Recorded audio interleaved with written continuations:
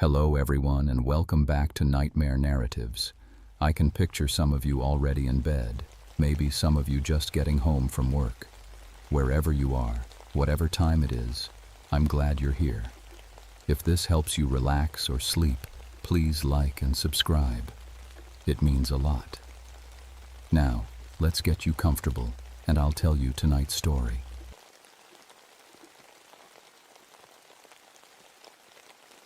My name is Jacob Hawthorne, and I've been a ranger in the Monongahela National Forest for 14 years. I've pulled lost hikers out of ravines, tracked down confused hunters in blizzards, and found more dead bodies than I care to count. But what happened in September of 1976 still wakes me up in cold sweats. I thought I'd seen everything these West Virginia mountains could throw at me. I was wrong. The call came in on a Tuesday morning, crisp and clear like only late September can be. The leaves were just starting to turn, painting the ridges in shades of gold and crimson. I was drinking coffee in the ranger station when Sheriff Martinez walked in, his face grim as winter. "Got a missing family, Jake?" "Name's Brennan, Tom and Susan, 2 kids aged 8 and 10. They were camping up near Spruce Knob, supposed to be back Monday." I knew the area well. It was remote, 18 miles from the nearest road, but not particularly dangerous if you knew what you were doing. The Brennans had camping permits and seemed experienced enough on paper. "How long they been out there?" I asked, already reaching for my pack. 5 days total. Friend was supposed to meet them yesterday, found their car at the trailhead but no sign of them. I'd been through this routine dozens of times. Usually it ended with embarrassed campers who'd lost track of time, or someone with a twisted ankle waiting by their tent. The Appalachians could be unforgiving, but they weren't mysterious. Everything had a rational explanation. Bears, weather, human error. The drive to the trailhead took an hour on winding mountain roads. Martinez followed in his patrol car, both of us quiet. I'd known him for 8 years, and we'd worked plenty of searches together. He was solid, reliable, not the type to panic over nothing. The Brennan's blue Ford sat alone in the gravel parking area. I checked the license plate against my notes. It matched. No signs of struggle around the vehicle. Everything looked normal. "Keys are still in it," Martinez said, peering through the driver's window. We grabbed our gear and started up the trail. It was a moderate hike, well marked, leading into one of the deeper hollows near the mountain's base. The kind of place families chose for a quiet weekend away from civilization. After 2 miles, we smelled wood smoke. The campsite sat in a small clearing beside a creek. 2 blue tents were still standing, guy lines tight and stakes secure. A fire ring held cold ashes and half-burned logs. A pot sat on the metal grate, contents long since evaporated. "Tom? Susan?" I called out. My voice echoed off the surrounding ridges and died away. No answer. Martinez walked the perimeter while I examined the camp. Everything was neat, organized. Sleeping bags were still laid out inside the tents. Food was properly stored in bear canisters. No signs of panic or hasty departure. Then I noticed something odd. 4 sets of footprints, led away from the camp in different directions. Not together, like you'd expect from a family hiking. Separate paths, as if each person had wandered off alone. "That's strange," Martinez said when I pointed it out. "Why would they split up?" I followed the clearest trail. Heavy boots, probably the father. The prints led uphill toward a line of rocky outcrops, but after 50 yards, something made me stop and kneel down. The boot prints seemed to drag backward, as if the person had been walking in reverse.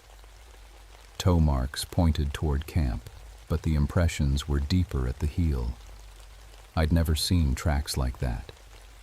A chill ran down my spine that had nothing to do with the mountain air. I'd been raised in these mountains, third generation. My grandfather used to tell stories about the Hollow Men, spirits of Civil War deserters who'd hidden in caves and died of shame and starvation. Local folklore, he'd always said with a wink, nothing but mountain superstition. But standing there in that empty clearing, with 4 sets of impossible footprints leading nowhere, I found myself remembering those old stories with uncomfortable clarity. The radio crackled on my belt. I tried to raise the station but got nothing but static. Not unusual in the deep hollows. The mountains played hell with radio signals. "Let's follow the tracks," I told Martinez. "Maybe they'll lead us to them." We chose the heaviest trail and started climbing. The afternoon sun slanted through the trees, casting long shadows across the forest floor. Birds should have been singing, squirrels chattering in the branches. Instead, everything was silent, dead silent. The boot prints led us up a steep slope covered in loose shale and mountain laurel. I'd tracked plenty of lost hikers before, but these prints bothered me. They were too deep, pressed into the earth like someone had been walking with enormous weight on their shoulders. Martinez kept checking his watch. "Getting late, Jake. We should call for backup." "Radio's still dead," I said, though I'd been trying every few minutes. The static was getting worse, if anything. Sometimes I thought I heard voices buried in the white noise, but when I listened closer, there was nothing. The trail curved around a massive boulder, and that's where we found him. Tom Brennan was buried up to his chest in soft earth, his arms clawing at the ground around him. His fingernails were torn and bloody. His eyes stared straight ahead, unblinking. "Jesus Christ," Martinez whispered, rushing forward. I grabbed his arm. "Wait." Something was wrong. Tom's chest wasn't moving, no breath misting in the cold air, but his eyes tracked our movement, following us as we circled him. "Help me dig him out," Martinez said, dropping to his knees. The earth came away easily, too easily, like it had been recently turned.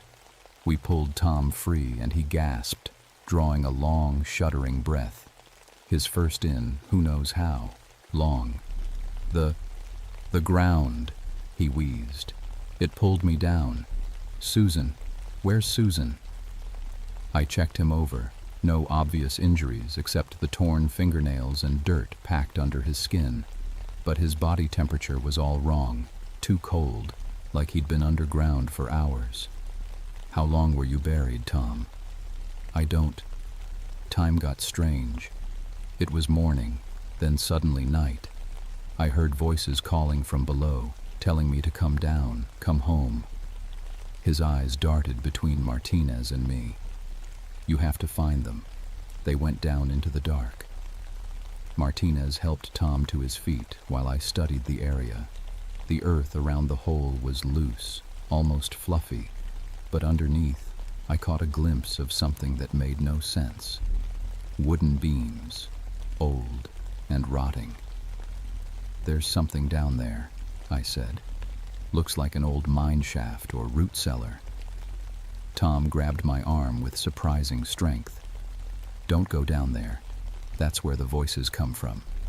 They sound like people you love, people you've lost. They know things about you." A chill that had nothing to do with the mountain air ran down my spine. I'd lost my wife Sarah to cancer 2 years ago. The grief still sat in my chest like a stone. We started back toward camp, Tom leaning heavily on Martinez. The sun was getting lower, painting the trees in shades of orange and red. I kept my eyes on the forest around us, but everything seemed normal, almost too normal. That's when we heard the crying. It came from up ahead, off the trail. A child's voice, high and frightened, one of the Brennan kids. "Katie?" Tom called out. "Katie, is that you?" The crying got louder, more desperate.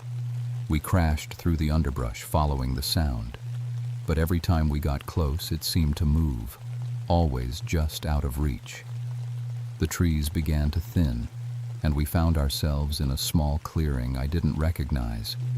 Strange, considering I'd hiked this area for over a decade. In the center stood a single massive oak tree. Something was hanging from the lowest branch. Susan Brennan dangled about 8 feet off the ground, suspended by what looked like. I had to look twice to be sure.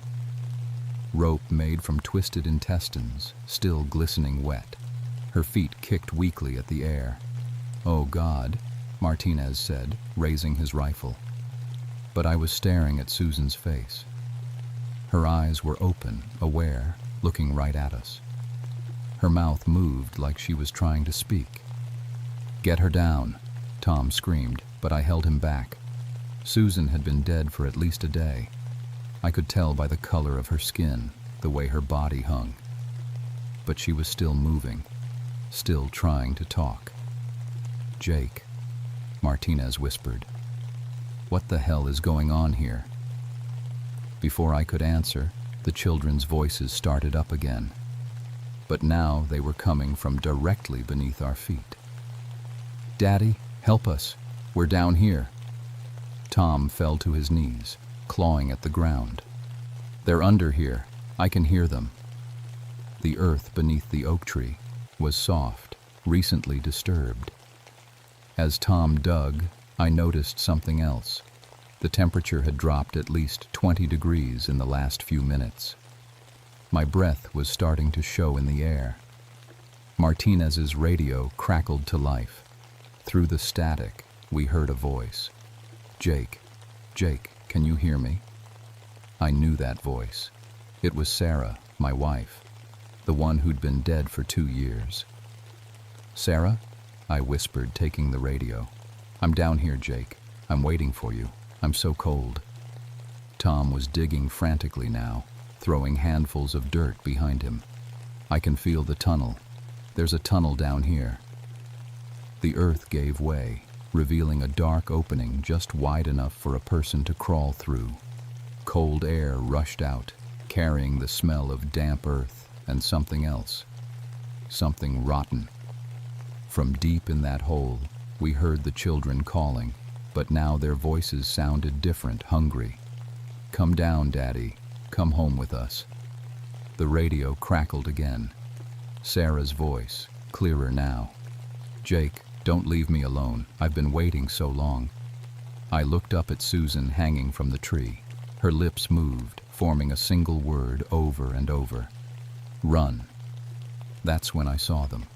Pale shapes moving between the trees at the edge of the clearing. Human-shaped, but wrong somehow, too tall and too thin. Their faces were holes where features should be. "Martinez," I said quietly, "we need to go. Now." But when I turned around, he was gone. Only Tom remained, half disappeared into the hole he'd dug, following his children's voices into the dark. I grabbed Tom's legs and pulled him back from the hole. He fought me, clawing at the edge. "Let me go. They need me. I can hear them crying." "Those aren't your kids," I said, though I wasn't sure how I knew. "Look at me, Tom. When did you last see Katie and Michael alive?" His eyes focused on mine for a moment. "Yesterday morning, we were making pancakes over the fire. Katie burned hers and started crying, and then..." He frowned. I can't remember what happened next.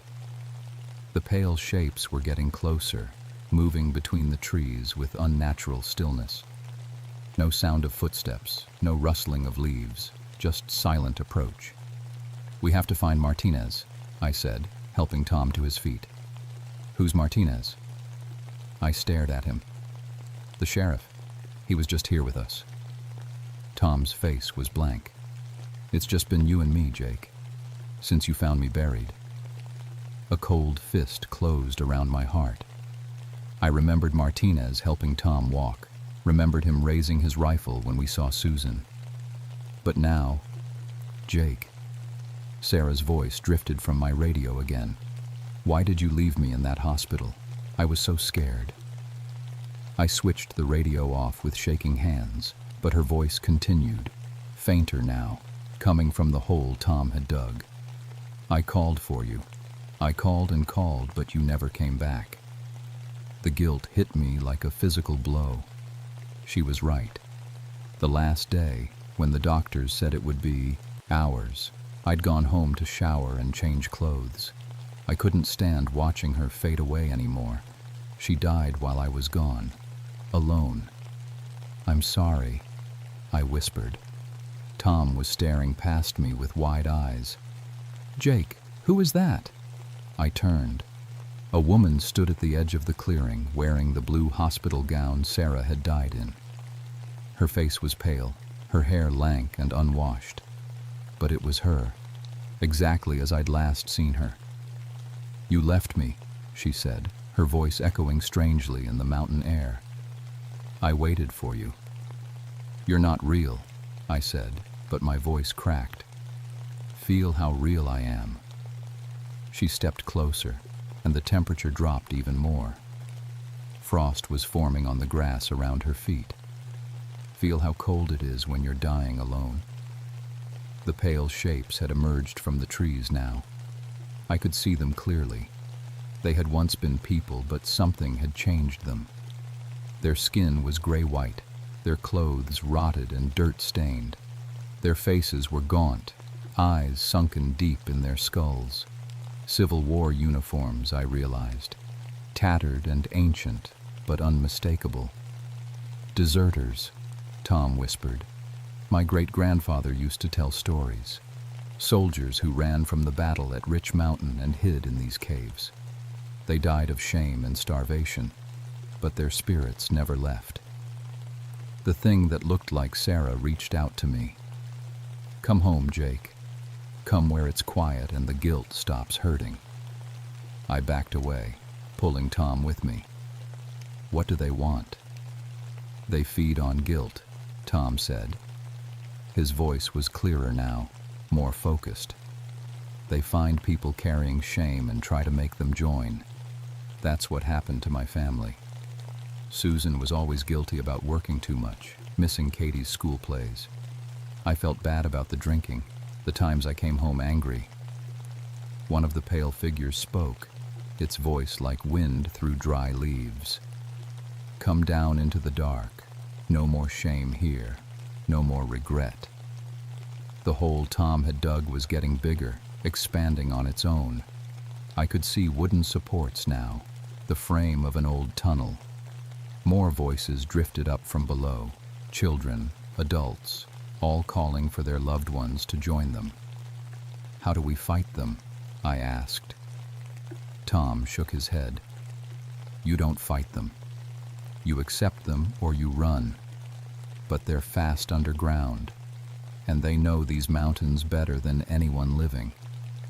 The Sarah thing was only a few feet away now. Up close, I could see she wasn't quite right. Her skin had a waxy quality, and her eyes were too dark, like looking into deep water. "I was so scared," she said. "The cancer hurt so much, and you weren't there when I needed you most." "I know," I said. "I'm sorry. I should have stayed." "Then stay now." She reached for my hand. Forever. The moment our skin touched, images flooded my mind. Sarah's last hours calling my name, nurses trying to comfort her, the funeral I'd barely attended because I was too drunk to stand, the months afterward when I'd lived on bourbon and guilt, but also other things. Sarah laughing on our wedding day. Her face when she told me she was pregnant, before the miscarriage that started the depression that made her vulnerable to the cancer. Good memories mixed with bad. "She loved you," Tom said quietly. "I can see it in her eyes even now. The real Sarah loved you." The thing wearing my wife's face snarled, showing teeth that were too sharp. "Love doesn't matter when you abandon someone." "I didn't abandon her," I said, and for the first time I meant it. I was scared and young and I made mistakes. but I loved her every day she was alive. The creature stepped back, its form flickering like a bad TV signal. Around us, the other pale shapes began to move closer, surrounding us. But now I could see them more clearly. They weren't monsters. They were people consumed by their own guilt and shame, trapped in an endless cycle of self-punishment. "The tunnel," Tom said. "It connects to all the caves in this area. That's where they take people. That's where they're keeping my family." A new sound echoed from the hole. Gunshots and a voice I recognized. "Jake, down here, I found them." Martinez. He was alive, somewhere in the tunnels below. "We have to go down," Tom said. "It's the only way." The Sarah thing had solidified again, blocking our path back to the trail. The other creatures formed a loose circle around us. The only way out was down, into the dark, where hungry voices waited. "Stay close," I told Tom, "and whatever you hear down there, whatever they show you, remember it's not real." But even as I said it, I wasn't sure I believed it myself. The tunnel was bigger than it looked from above, carved from living rock and shored up with rotting timber. Our flashlight beams revealed scratch marks on the walls, fingernails like people had tried to claw their way out. "Martinez," I called. My voice echoed strangely, seeming to stretch and change as it traveled deeper. "Down here," came the reply, fainter now. "Hurry." Tom stayed close behind me as we descended. The air grew colder with each step, and I could hear water dripping somewhere in the darkness.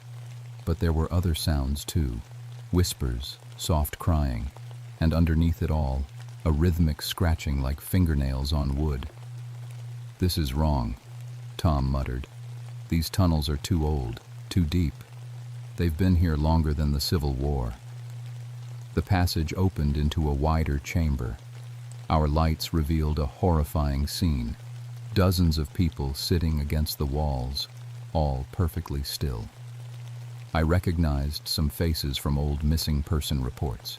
Hikers, hunters, campers who'd vanished over the years.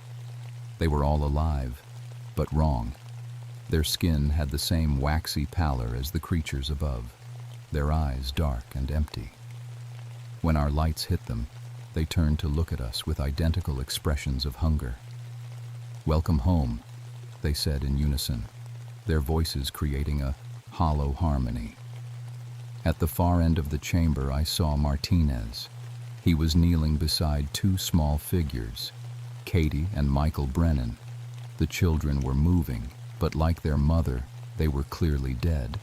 Their skin was gray, their clothes muddy from being buried. "Jake, thank God," Martinez said, standing up. "I found them, but something's wrong. They won't respond to me." I kept my light on him as we approached. "Martinez, how did you get down here?" "I followed the voices. Sarah told me you needed help." Ice ran through my veins. Martinez had been gone before I'd heard Sarah's voice on the radio. He couldn't have known about that. "What's my wife's name?" I asked quietly. The thing wearing Martinez's face smiled, and its teeth were black. "Does it matter, Jake? I'm here to help you join your family." Tom grabbed my arm. "It's not him. It's never been him. They can look like anyone." The fake Martinez laughed, and the sound echoed wrong in the chamber. "Smart man, but you're too late. Your friend's been down here for hours." In the corner, nearly hidden in shadow, I saw the real Martinez. He was sitting with his back against the wall, staring at nothing. A thin line of drool ran from the corner of his mouth. "What did you do to him?" I demanded. "Nothing permanent," the creature said. "We showed him his deepest shame. Did you know he killed a man in Vietnam? Friendly fire. Been carrying that guilt for 15 years. I looked closer at the sitting figures around the chamber. They weren't dead. They were lost, trapped in their own minds by the weight of their guilt and regret. That's what you do, I realized. You don't kill people. You make them prisoners of their own shame. The fake Martinez nodded. Much more satisfying than simple death. We feed on guilt, Jake, and you're a feast. The whispers in the chamber grew louder, and I realized they were all the same voice. My own, listing every mistake I'd ever made. Every harsh word to Sarah during her illness. Every time I'd chosen work over being with her. The night I'd left the hospital because I couldn't bear to watch her die. Listen to yourself, Jake, the creature said. Listen to what you really are. The guilt crashed over me like a wave. Every regret, every moment of selfishness, every failure as a husband. The voices grew louder, joining the chorus of my own self-hatred. Tom's hand on my shoulder brought me back. Jake, look at me. What's the worst thing you ever did? I left her alone, I whispered. She died alone because I was a coward. And why did you leave? The answer came harder than expected. Because I couldn't help her anymore. Because watching her suffer was killing me too. That's not selfishness, Tom said. That's being human. Around us, the creatures began to move closer.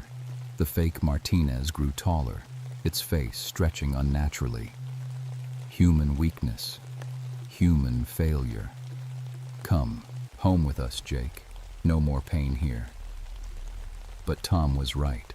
For the first time in 2 years, I could see past the guilt. Yes, I'd made mistakes. Yes, I'd failed Sarah in some ways. But I'd also loved her, cared for her, held her hand through chemotherapy and surgery and the long, dark months of dying. I'm not perfect, I said, and my voice was stronger. I never was, but I loved her as best I could. The creature that looked like Martinez snarled.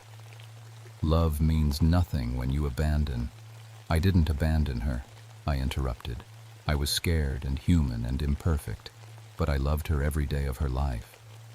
The creature's form began to flicker, becoming transparent. Tom, I said, what's your guilt? I drank too much, came home angry, made Susan and the kids walk on eggshells around me. Are you a monster? No, he said slowly. I was hurting, and I handled it badly. But I loved them. The chamber began to shake. The sitting figures around the walls stirred, blinking as if waking from long dreams. The creatures' forms were becoming unstable, their solid shapes wavering like heat mirages. You can't accept ordinary human failure, I said, understanding flooding through me. You need perfect guilt, perfect shame. But most of us aren't monsters. We're just people who make mistakes. The fake Martinez let out a sound like wind through broken glass. You belong here, with us, in the dark. No, I said. I belong in the world, carrying my grief and guilt and love together. That's what being alive means. The creature lunged at me, but its hands passed through my body like cold smoke. Around the chamber, the other trapped people were standing, confusion clearing from their eyes. The children, Tom said urgently. What about Katie and Michael? The small figures by the far wall turned toward us.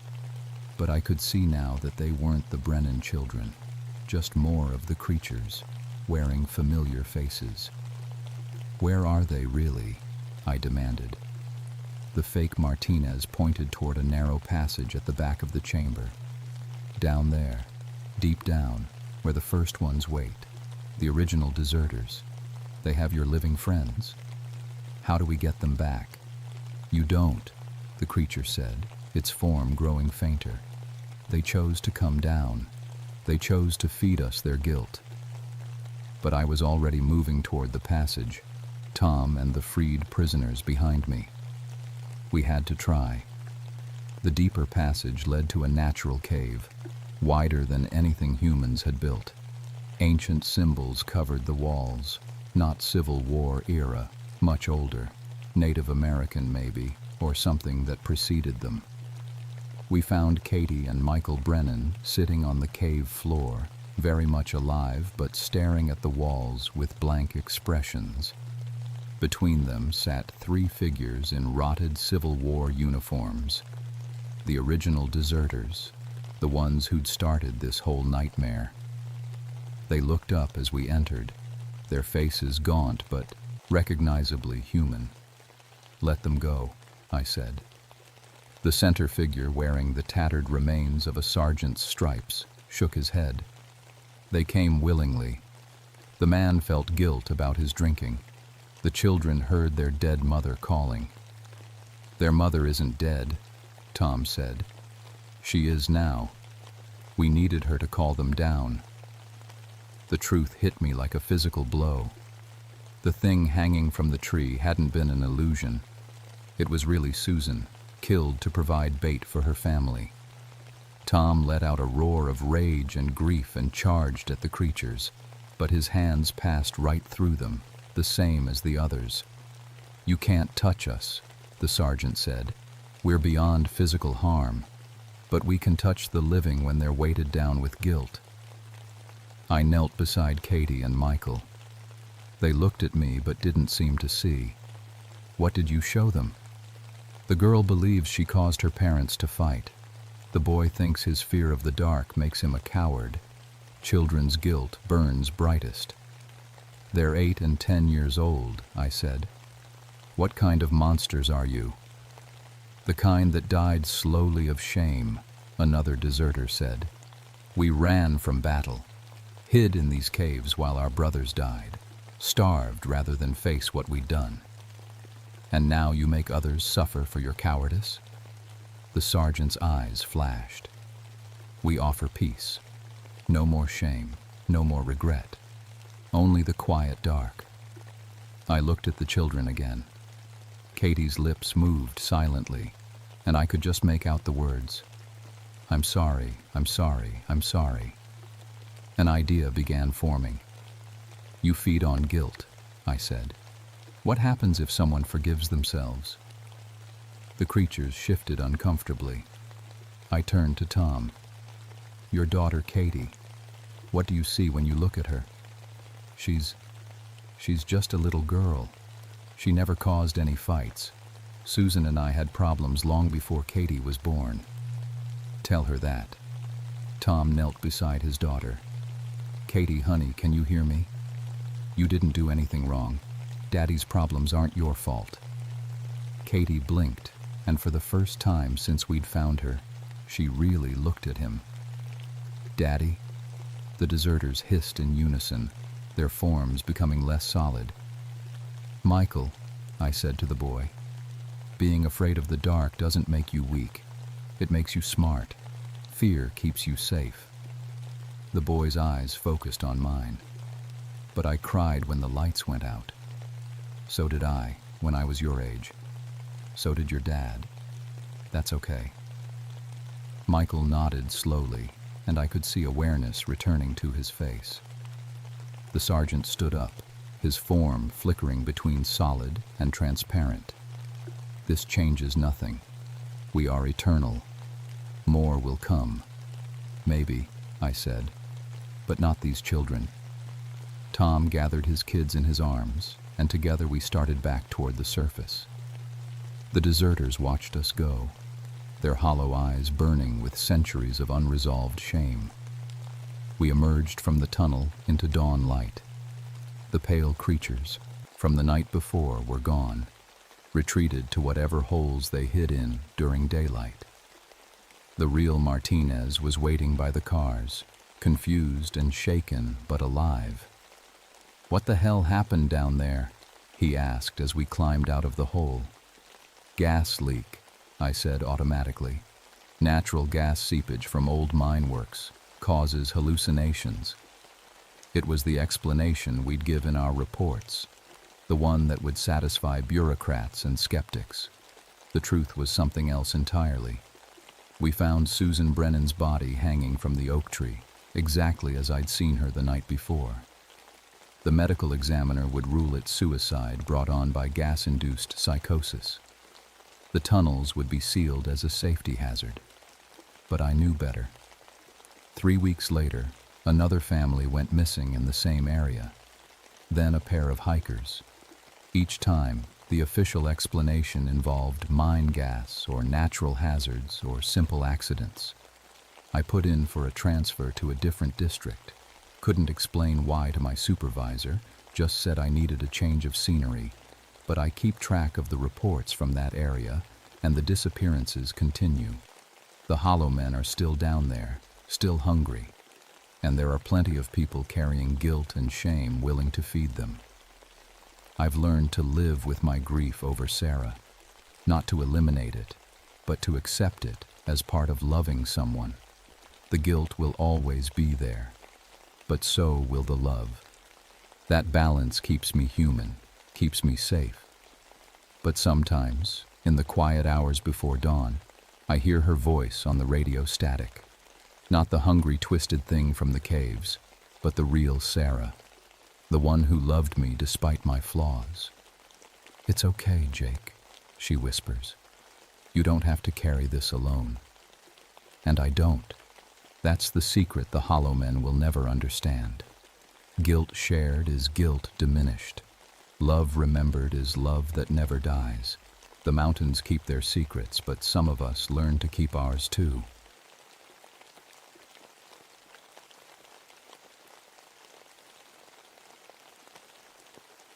My name is William Ashford, and I've been a park ranger at Blackwater Falls for 21 years. In all that time, I've pulled 247 people out of these waters alive. Not one person has died on my watch. Not until that November day in 1982, when everything I thought I knew about this river turned out to be wrong. I was drinking my morning coffee when the call came in. 8 college kids from Marshall University had gone whitewater rafting yesterday morning. They should have been back by sunset. Their emergency beacon started transmitting from the bottom of the falls at 3 a.m.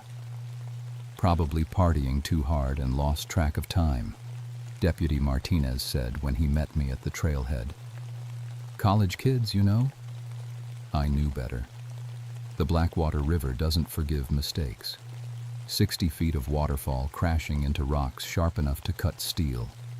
Water so cold it stops your heart in 5 minutes. Rapids that have names like Widowmaker and Bone Crusher. But 8 experienced rafters? Their group leader, Jake Morrison, had been guiding trips here for 3 years. He knew every rock, every eddy, every place where the current could grab you and not let go. The hike down to the bottom takes 40 minutes if you're careful. The trail switches back and forth down canyon walls that rise 200 feet on both sides. Pine trees grow sideways out of cracks in the rock. The sound of the falls gets louder with every step until it drowns out everything else. I've made this hike thousands of times. I know which roots will hold your weight and which rocks are loose.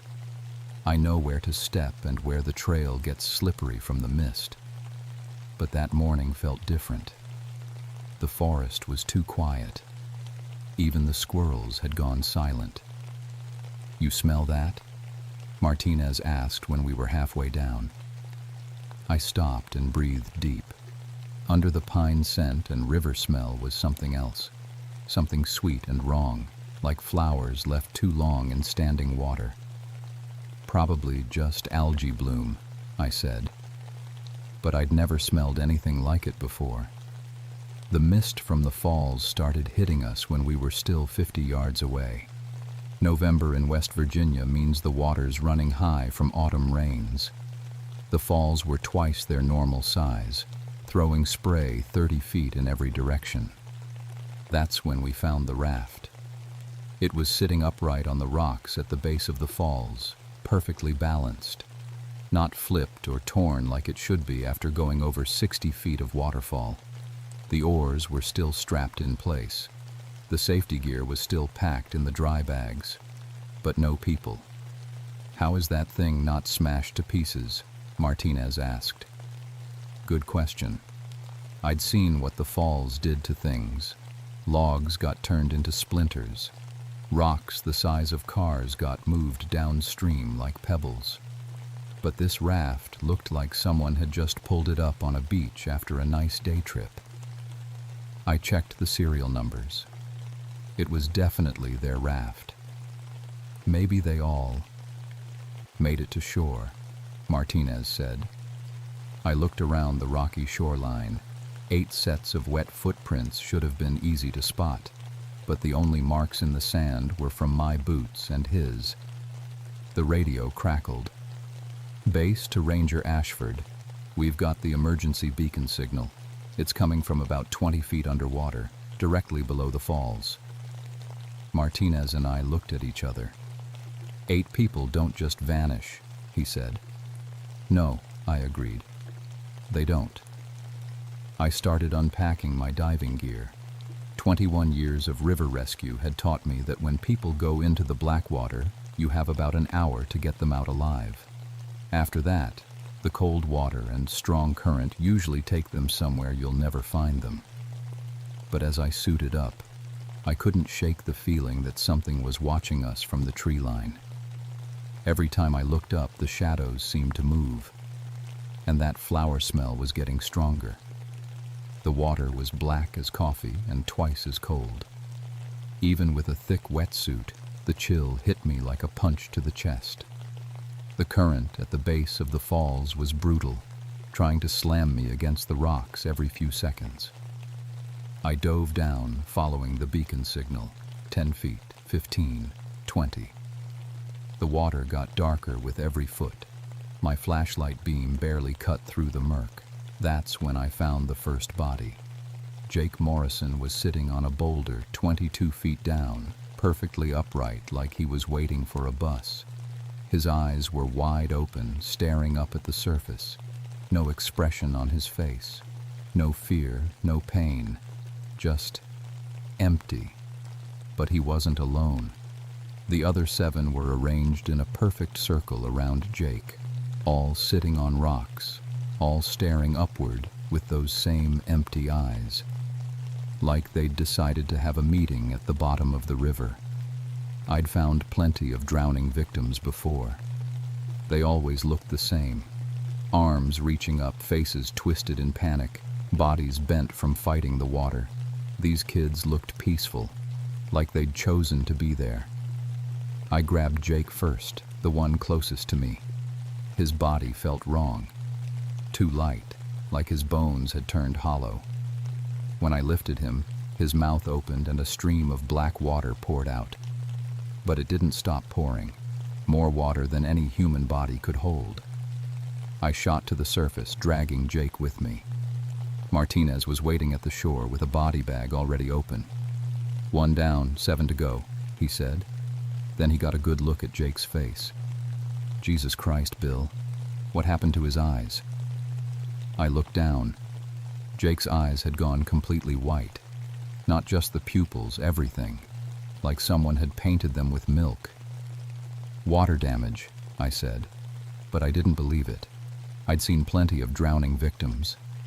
Their eyes didn't look like this. How long were they down there? Martinez asked. I checked my dive watch. About 18 hours based on when they went missing. 18 hours in 50-degree water should have. Martinez stopped, talking, and stared at Jake's body. Bill, he's not blue. He was right. Bodies that had been in cold water that long turned blue-purple from lack of oxygen. Jake's skin was pale but normal-colored, like he'd just been taking a nap. I dove back down for the others. Same thing each time, too light, eyes white, mouths full of endless black water. By the time I brought up the 4th body, Martinez had stopped helping. He just stood there staring at the growing line of corpses. This isn't right, he kept saying. This isn't right. When I dove for body number 5, a girl named Sarah with red hair, something went wrong with my equipment. My air gauge showed full, but I couldn't breathe. It felt like the regulator was feeding me water instead of air. I shot to the surface, ripping off my mask. "Equipment malfunction," I gasped. Martinez helped me to shore. "Maybe we should call this in. Get the state police dive team out here." "No," I said, checking my gear. Everything looked normal. 2 more to go. I'm not leaving them down there. But when I dove again, the last 2 bodies were gone. I searched the entire bottom, checked under every rock, behind every fallen log. The beacon signal was still transmitting, but there was nothing there. 7 college kids sitting in a circle, but the circle now had 2 empty spaces. "Where are the other 2? Martinez asked when I surfaced empty-handed. "I don't know. They were there 5 minutes ago." We spent 3 hours searching downstream. No bodies, no gear, no trace that 2 people had ever existed. The current wasn't strong enough to move them that far, that fast. Bodies don't just disappear in 20 feet of water. While we searched, I started hearing things. Singing. It was faint at first, mixed in with the sound of the waterfall, a low humming that rose and fell like a church hymn. I thought it was just the wind in the rocks, the way sound bounces around in the canyon. But then I heard words. Not English words. Something older, with clicking sounds and long vowels that seemed to echo from inside my head. The melody was sad and beautiful and wrong all at the same time. "You hear that music?" I asked Martinez. He stopped searching and listened. Just the falls. The singing got louder. Now it sounded like multiple voices all harmonizing in that strange language, coming from the direction of the waterfall. I walked closer to the base of the falls. The mist was heavier now, almost thick enough to swim through. And in the mist, I saw shapes. People standing in the water at the base of the falls, translucent, like looking through frosted glass. They were singing with their mouths open wide, but no sound was coming out. The music was coming from somewhere else. "Martinez," I called, "you need to see this." But when I turned around, he was gone. I was alone at the bottom of Blackwater Falls, with 7 bodies, 2 missing people, and ghosts singing in a language I didn't recognize. The logical part of my brain, the part trained in water rescue and emergency response, said I was suffering from nitrogen narcosis or hypothermia, hallucinations brought on by too much time underwater. The other part of my brain, the part that had grown up hearing stories about these mountains, knew better. My grandfather used to tell stories about the Blackwater, how the Cherokee used to say the river was haunted, how they would only cross it during certain times of the year and never alone, how sometimes people would go into the water and come out changed. But I'd never believed the stories. Spirits don't drown people. Poor decisions and bad weather drown people. The singing stopped. The mist cleared, and I saw that all 7 bodies had opened their eyes. They sat up in perfect unison, like someone had pulled their strings.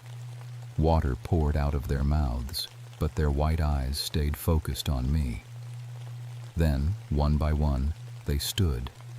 I ran. 21 years of mountain training kicked in. I knew every inch of the trail up from the falls. I could make it to the top in 30 minutes if I pushed hard. Get to my truck, radio for backup, and figure out what the hell was happening down here. But the trail was wrong. The switchbacks that should have led up the canyon wall kept leading me back down toward the water. Paths I'd hiked thousands of times now ended at cliff faces or looped back on themselves. The forest had rearranged itself, and behind me, I could hear them walking, not running, not chasing, just walking steadily through the underbrush with wet feet slapping on stone. When I looked back, I caught glimpses of pale faces between the trees. Jake Morrison leading the group, his white eyes fixed on me. I tried my radio. Static. Tried my cell phone. No signal. The canyon walls should have let me reach the ranger station, but every frequency was dead. I found a cluster of boulders and climbed up, hoping to get a better view of the canyon rim. That's when I saw Martinez. He was standing at the edge of the river, perfectly still, staring down into the black water. As I watched, he took one step forward, then another, walking straight into the current. "Martinez!" I shouted.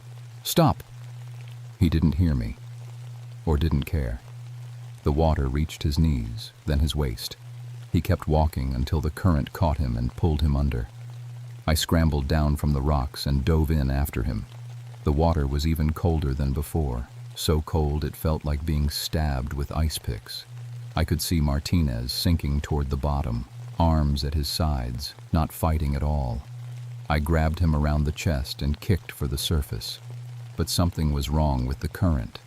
Instead of flowing downstream like it should, the water was pulling us back toward the base of the falls, fighting against physics, dragging us both toward the singing rocks. I managed to get Martinez to shore, but he wasn't breathing. I started CPR, pumping water out of his lungs. After 5 minutes, he coughed and opened his eyes. His completely white eyes. "The water is calling," he said in a voice that didn't sound like his. "It wants us to join the circle." Then he smiled with teeth stained black as river mud. I left him there and ran again. This time I didn't try to follow the trails. I went straight up the canyon wall, using climbing skills my father had taught me when I was 12. Hand over hand, finding holds in the rock face, pulling myself up toward the rim 200 feet above. Halfway up, I heard the singing again. But now it was coming from above me. I looked up and saw them standing at the edge of the canyon. 20 or 30 figures in old-fashioned clothes, looking down at me with faces that had been in the water too long. Men in work shirts and suspenders. Women in long dresses with their hair hanging in wet strings. Children with swollen bellies and blue lips. They were singing in that same clicking language, but now I could understand some of the words. Welcome songs. Come home songs. Join us songs. One of them, a woman in a white dress, pointed down at me and said something that made my blood turn to ice. "William Ashford, we've been waiting for you." She spoke in perfect English with my mother's voice. I lost my grip and fell 20 feet back down to the rocks. Landed hard on my left shoulder, heard something pop, but I got up and kept moving because those things at the rim were starting to climb down after me. That's when I found the cave. It was hidden behind a curtain of water from a side stream, just big enough for one person. I squeezed inside and discovered it went back about 30 feet into the mountain. Old Cherokee markings covered the walls, symbols I recognized from the cultural center displays. In the back of the cave was a pile of bones, human bones, arranged in careful stacks. Leg bones here, arm bones there, skulls lined up like a macabre library. Some of the bones were old, yellow with age. Others were fresh, still had bits of tissue clinging to them. And scratched into the cave wall above the bone pile was a message in English. The water demands payment for safe passage. Every generation, it chooses 8. The Cherokee paid this price for 200 years. When they were forced to leave, the debt passed to us. Feed the river, or it will take what it wants. Below that, in different handwriting, 1962, Boy Scout Troop 414. We thought we could outsmart it. Below that, 1976, Wilson Family Reunion. We were wrong. Below that, 1982, Marshall University Rafting Club. We're sorry. The last entry was dated yesterday, written in Jake Morrison's handwriting. They had known. Somehow they had known what was going to happen to them. And they'd come anyway. Outside the cave, I heard splashing. They had found me. I spent the night in that cave with the bones of people who had tried to escape this place. Every few hours, I heard voices outside calling my name. My ex-wife Linda asking me to come home. My sons begging for help. My mother singing the lullaby she used to sing when I was sick. But I knew they were all dead. Linda lived in Pittsburgh now. My boys were at college in Ohio. My mother had been in her grave for 6 years.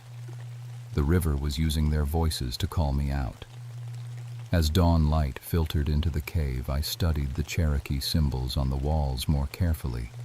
I'd seen similar markings at the cultural center, but these were different. Older. They told a story in pictures. A great river running red with blood. People being forced to cross at spear point. Men, women, and children drowning in the cold water. And something else. Spirits rising from the water to drag the living down with them. The Cherokee Trail of Tears had come right through this canyon in 1838. Thousands of people forced from their homes marched west at gunpoint. When they reached the Blackwater River, it was running high from winter storms. The soldiers wouldn't let them wait for safer crossing conditions. Over 300 Cherokee drowned trying to cross here. Men who couldn't swim carrying children on their backs. Women weighted down by heavy skirts and winter coats. Elders who were already sick from the march. And according to the symbols, their spirits never left. Every 20 years, the river demanded 8 lives in payment for that mass drowning. 8 people to join the circle of the drowned, to sing the death songs, to call others into the water. If the debt wasn't paid voluntarily, the spirits would take what they needed. They would call people into the water with familiar voices. They would make the trails loop back on themselves. They would change the current to flow uphill if they had to. The Blackwater River was collecting interest on a debt written in blood. But there was something else in the cave markings. A way out. The Cherokee symbols showed a ritual. Tobacco offered to the water spirits. Prayers spoken in their language. Recognition of the wrong that had been done here. My grandfather had been half Cherokee. He'd taught me a few words when I was young, before my parents told him to stop filling my head with superstitions. I still remembered some of the prayers. I found a pack of cigarettes in my jacket, emergency tobacco for trade with local hunters who sometimes got lost. I crumbled the tobacco into my palm and crawled to the front of the cave. They were waiting for me. All of them. The 7 college kids standing waist-deep in the water. Martinez next to them with his white eyes and black smile. The drowned Cherokee in their old-fashioned clothes, forming a larger circle around the others. In the center of the circle, 2 empty spaces, waiting for me and one more. "Come home, William," Martinez called, with a voice like rushing water. "The river is lonely." I stepped out of the cave. The current immediately tried to grab my feet, pulling me toward the circle. But I held up my palm with the tobacco. "I offer this to the spirits of the water," I said in what little Cherokee I remembered. "I ask forgiveness for the wrong done to your people." The pulling stopped. The drowned Cherokee looked at each other, speaking in their clicking language. An old woman in a wet dress stepped forward. "You know the old words," she said in English, "but words without understanding are empty. Then help me understand." She gestured toward the circle of the drowned.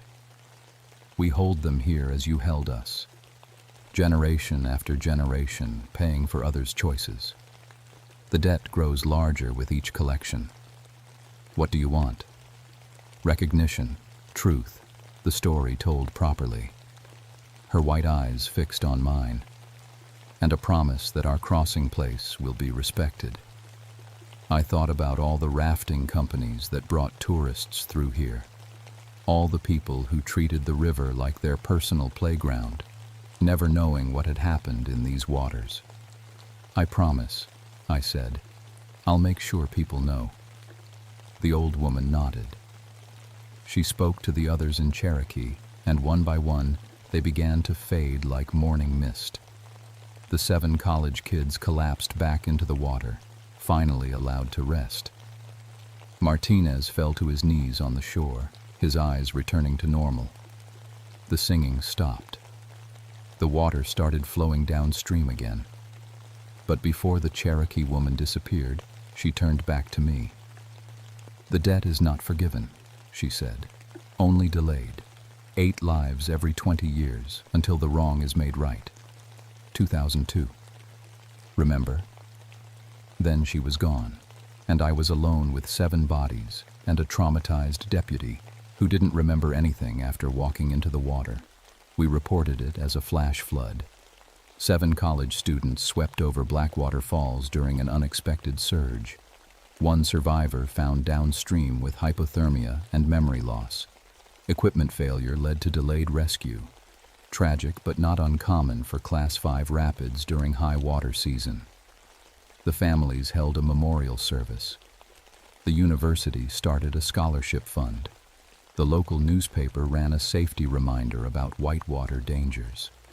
Nobody asked why the bodies weren't damaged by going over 60 feet of waterfall. Nobody questioned why they all had the same peaceful expression and white eyes. Nobody wondered about the missing 2 who were never found. I started leaving tobacco at the base of the falls every month. Small offerings, respectful prayers in broken Cherokee. The old woman never appeared again, but sometimes I felt watched from the mist. Sometimes the water would warm slightly when I approached, like a nod of acknowledgement. I also started researching the history. Spent my free time at the state archives, reading military reports from the Cherokee removal.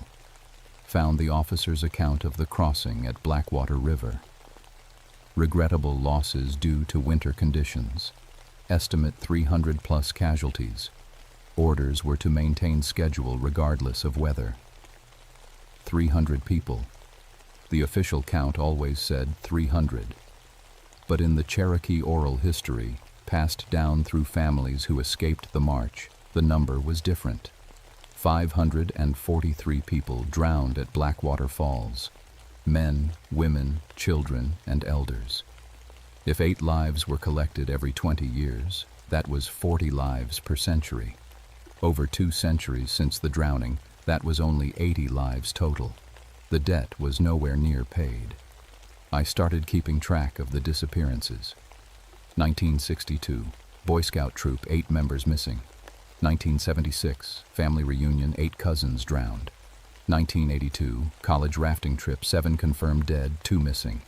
1987, fishing party, 8 men lost. 1992, church youth group, 8 teenagers presumed drowned. 1997, whitewater expedition, 8 guides and tourists. The pattern went back to 1842, 4 years after the Cherokee removal.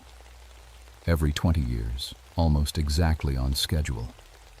8 people would go into the water and not come out the same. Sometimes their bodies were found arranged in circles. Sometimes they just disappeared. But always 8. Always at the Blackwater Falls crossing. The 20 years between each collection gave people time to forget. New rangers, new officials, new families moving to the area. The stories got filed away as accidents and tragedies. The pattern stayed hidden. But in 2002, I would be ready. I put in for early retirement in 2001. Trained my replacement, a young ranger named Sarah Collins from Colorado who had never heard the old stories about the river. I didn't tell her about the Cherokee woman's warning. I didn't explain why I kept leaving tobacco at the falls. I didn't mention that every few months I heard singing coming from the water on misty mornings. I figured if I wasn't here when the time came, maybe the debt collection would skip a cycle. Maybe the spirits would wait for the right person, the right circumstances. I was wrong. On November 15th, 2002, exactly 20 years after I'd pulled those 7 bodies out of the river, Sarah Collins called me at home. "Bill, I need your help. We've got 8 people missing at Blackwater Falls, hunting party from Morgantown. Their vehicles are still at the trailhead, but we can't find any sign of them near the water." "Did you check the bottom of the falls?" "That's the thing. The water's completely clear today. I can see all the way to the bottom. Nobody's down there."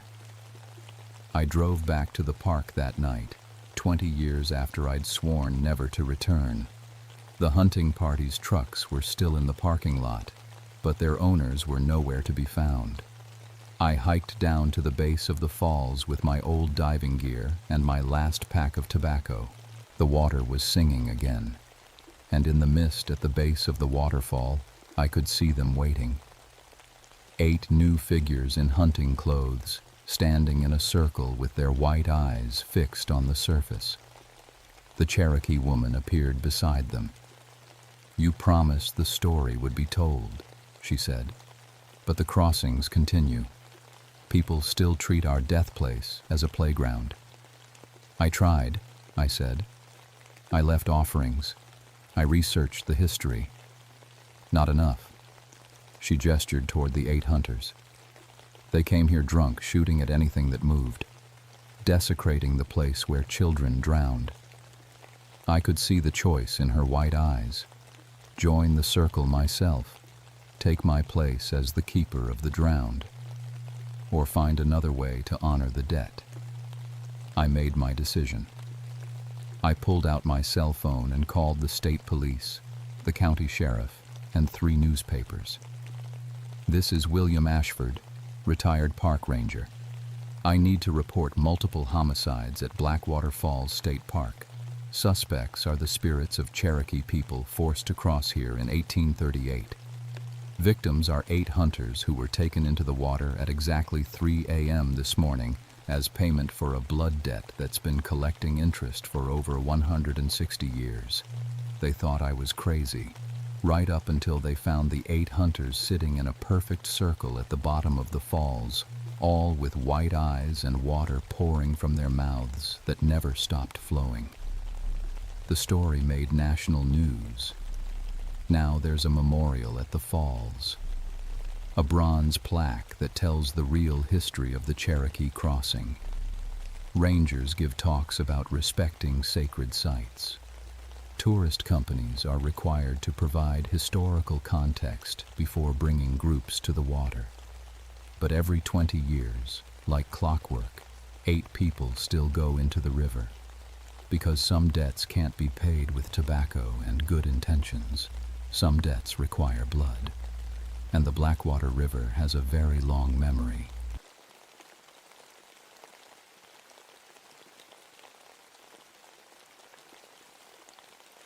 My name is Marcus Flintridge, and I've been a park ranger for 13 years.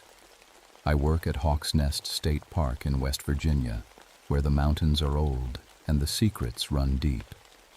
People think being a ranger is all about helping lost hikers and pointing out scenic views, but my real job is darker than that. I specialize in industrial archaeology, documenting the mining disasters that carved scars into these hills. The call came in on a Tuesday morning in August, when the heat was so thick you could almost chew it. I was sitting in my office, updating files on abandoned mine shafts, when my radio crackled to life. "Marcus, we've got a problem at the old Hawks Nest tunnels," said Sarah from dispatch. Her voice had that tight edge that meant trouble. I set down my coffee mug, already knowing this wouldn't be good.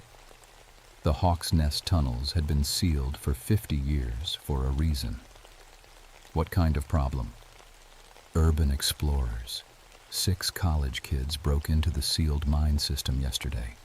One of them called 911 around midnight, said his friends were trapped. Then the line went dead." My stomach dropped.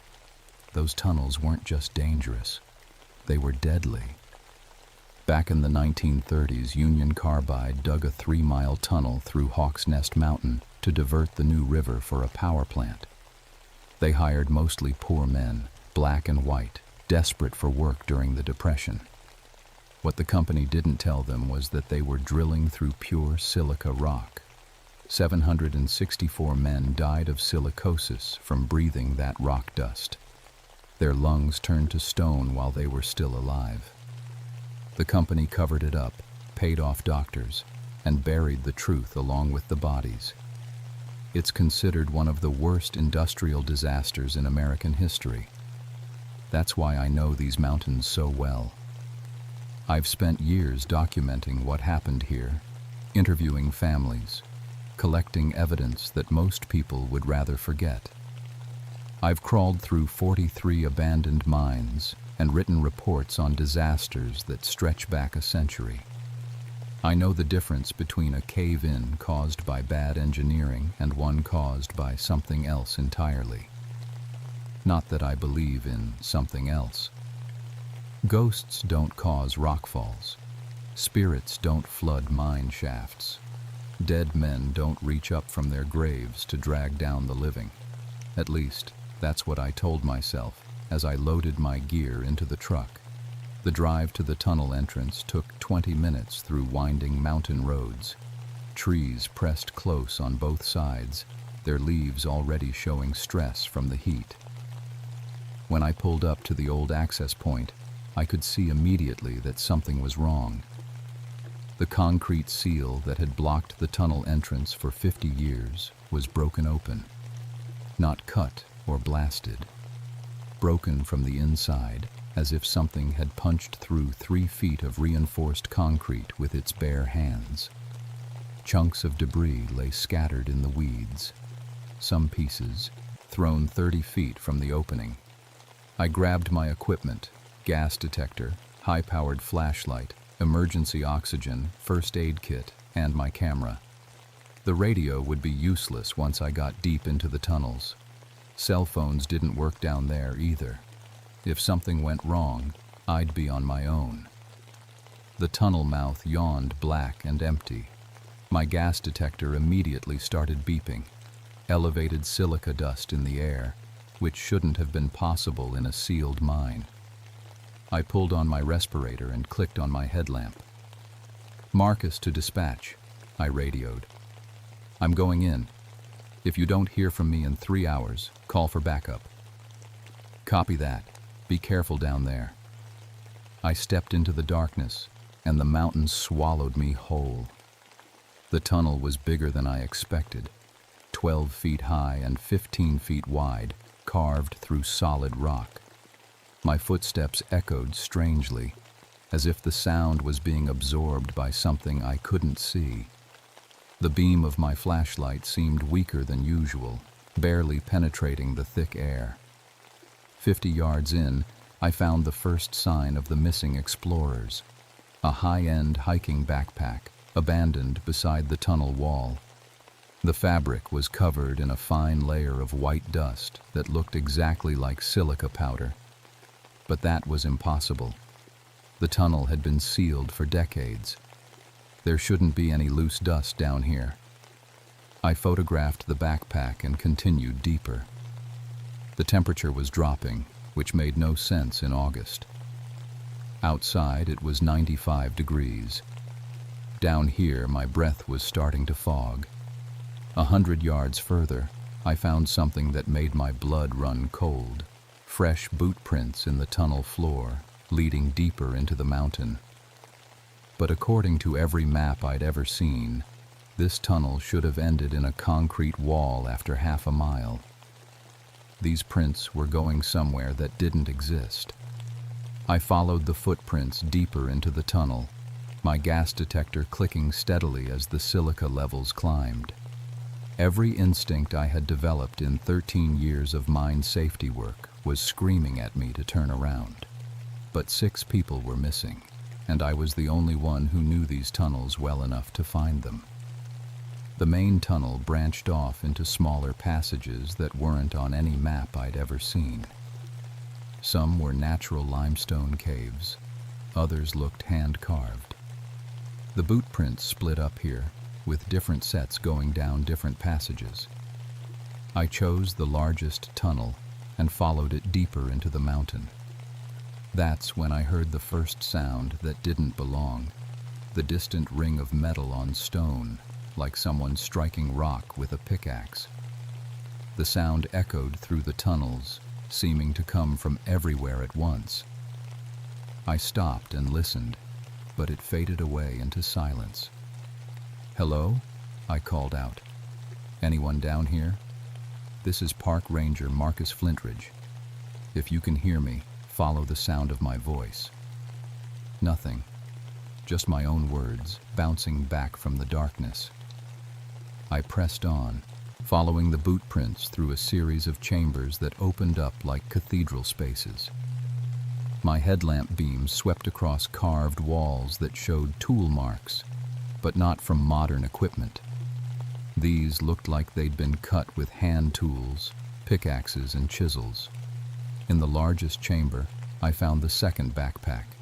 This one was torn open, its contents scattered across the floor. Water bottles, energy bars, climbing gear, and something else that made my hands shake as I picked it up. A respirator mask, the kind that filters out dangerous particles. The mask had been shredded from the inside. The filter was clogged with white dust so thick it looked like concrete. Whoever had been wearing this mask had breathed in enough silica to kill them in minutes. I took photos and kept moving, but now I was moving faster. The sound of pickaxes was getting louder, more frequent. Sometimes I could swear I heard voices, men calling to each other in the distance. But when I stopped to listen, there was only silence. The tunnel branched again, and this time I saw light ahead. Not electric light, but the warm flicker of flames. I moved toward it carefully, my hand on the radio, even though I knew it wouldn't work down here. The light led to another chamber, this one smaller and more recently used. A campfire burned in the center, though there was no wood around it, just flames rising from bare stone. Around the fire, someone had arranged sleeping bags and camping gear, but no people. That's when I saw the third missing explorer. He was sitting against the far wall, still wearing his headlamp. From a distance, he looked like he was resting, but as I got closer, I could see that his eyes were open and staring at nothing.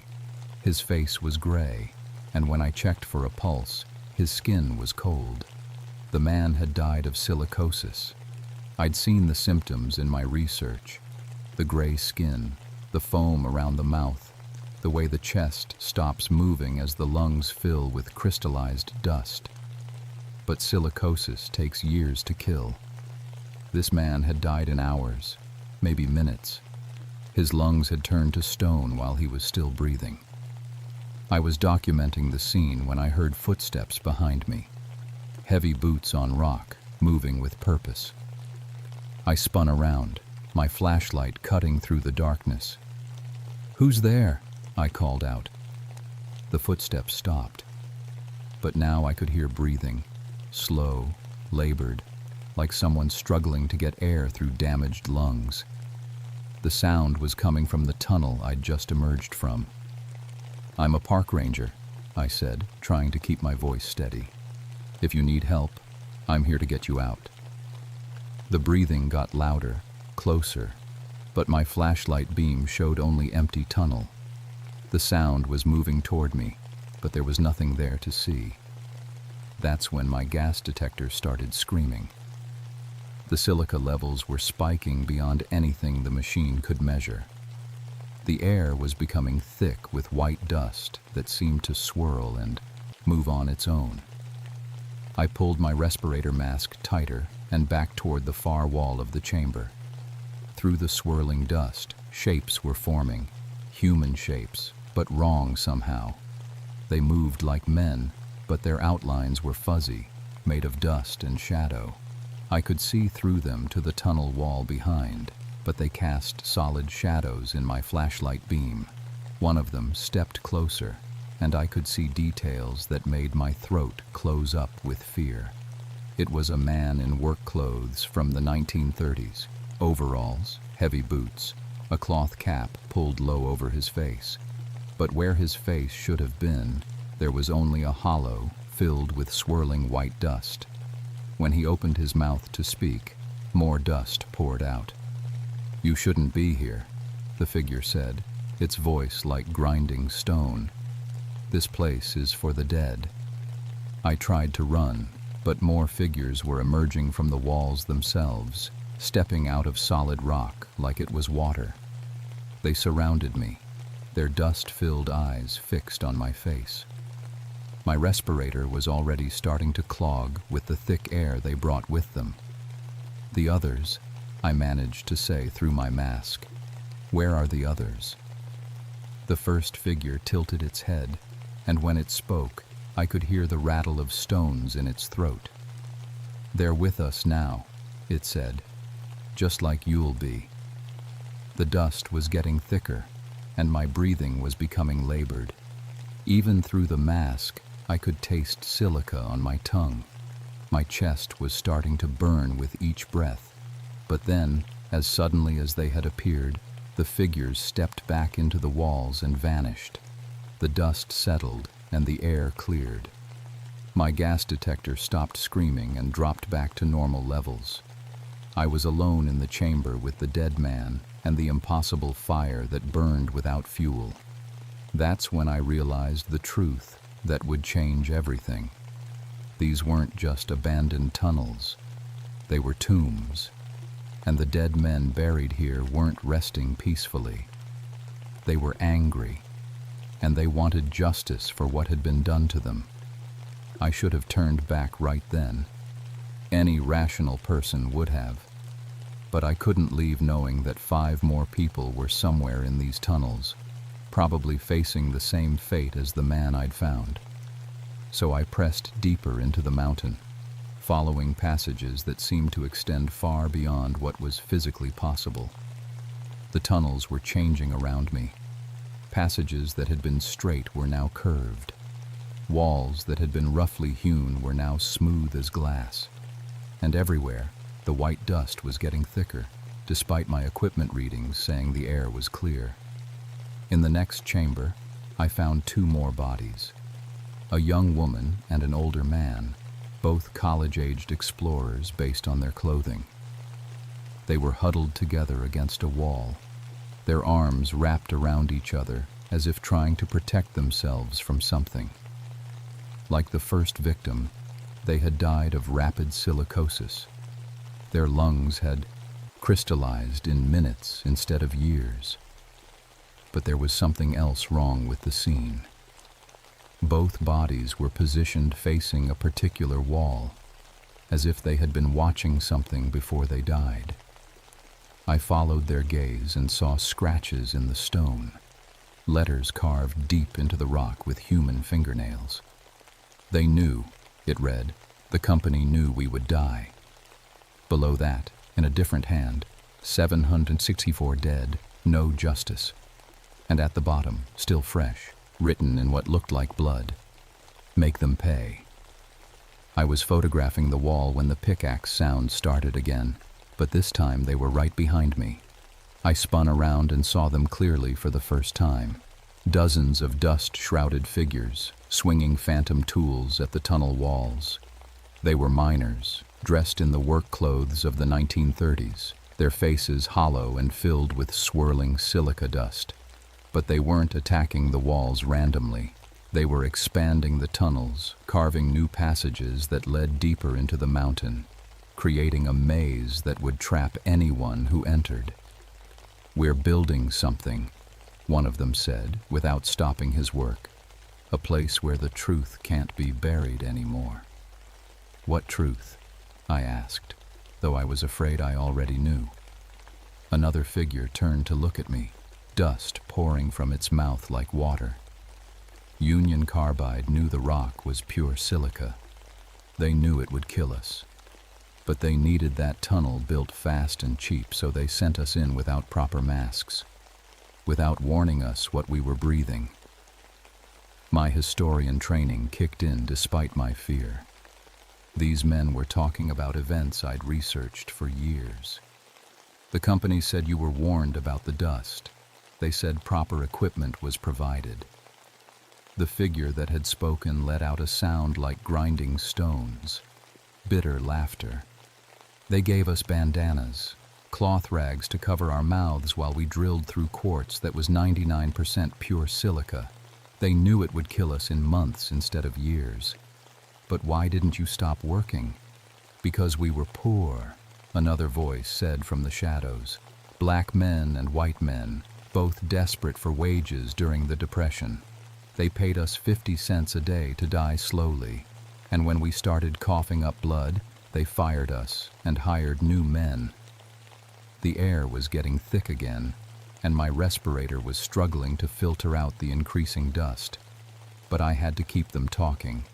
I had to understand what they wanted. The other explorers, I said. Are they alive? 2 more are still breathing, the first figure said. But not for long. They're deeper in the mountain now, in the chambers where we show visitors what really happened here. I need to find them. You can try, but you'll need to pass through the demonstration chambers first. You'll need to see what we saw, feel what we felt, breathe what we breathed. The pickaxe sounds were getting louder, more urgent. The dust figures were working faster, expanding the tunnel system at an impossible rate.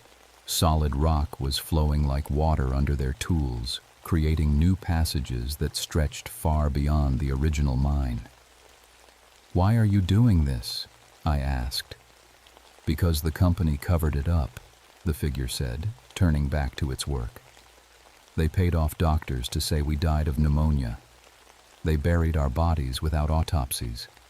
They destroyed medical records and threatened our families into silence.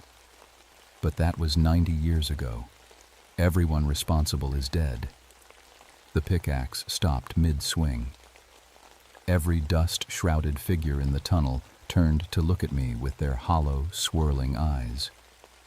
The company still exists, they said in unison, their voices like an avalanche. The profits still flow. The truth is still buried. And new workers still die in new tunnels, breathing new kinds of poison. The chamber began to shake, and cracks appeared in the walls. Through the cracks I could see more tunnels, more chambers, stretching deeper into the mountain than any mine had ever reached. Find the others if you can, the first figure said. But know this, no one leaves these tunnels until justice is done. Until the truth is told. Until the dead are properly honored. The dust was becoming so thick I could barely see my own hands. My respirator was clogging faster than it should have been possible. I stumbled toward what I hoped was a tunnel exit, following the sound of voices in the distance. Behind me, I could hear the dust figures returning to their work, carving new chambers for new demonstrations. Building a monument to industrial murder that stretched deep into the heart of the mountain. And somewhere ahead, 2 more people were running out of time. The deepest chamber was vast, larger than any space that could exist inside a mountain. My flashlight beam disappeared into darkness overhead, and the walls curved away beyond sight. But it wasn't empty. The chamber was filled with machinery from the 1930s, drilling equipment, air compressors, rock crushers. All of it was running, even though there was no electricity down here. The machines moved with a rhythm like breathing, crushing phantom rock into phantom dust that swirled through the air in clouds thick enough to walk on. And working the machines were hundreds of dust figures, the 764 men who had died building the tunnel. They moved with the methodical precision of workers who had been at their jobs for 90 years, drilling and blasting and crushing in an endless cycle. In the center of the chamber, I found the last 2 missing explorers. They were alive, but barely. A young man and woman, probably graduate students, huddled together on a platform that rose above the worst of the dust. They were wearing respirators, but I could see that the filters were already gray and clogging. "Thank God," the woman said when she saw me. "We've been trapped here for hours. These things, they won't let us leave." "We tried to run," the man added, his voice muffled by the mask. "But every tunnel we took led back here. It's like the mountain is alive." I climbed up to their platform, checking my own equipment. My respirator was nearly clogged solid, and my emergency oxygen wouldn't last much longer. "How long have you been breathing this air?" "Since yesterday," the woman said, "but it's getting worse. I can feel it in my chest, like breathing ground glass." Below us, the dust figures had stopped their work and were looking up at our platform. One of them, wearing what might have been a foreman's hard hat, stepped forward and spoke. "You're witnessing the truth," he said. "What it was like to work in these tunnels.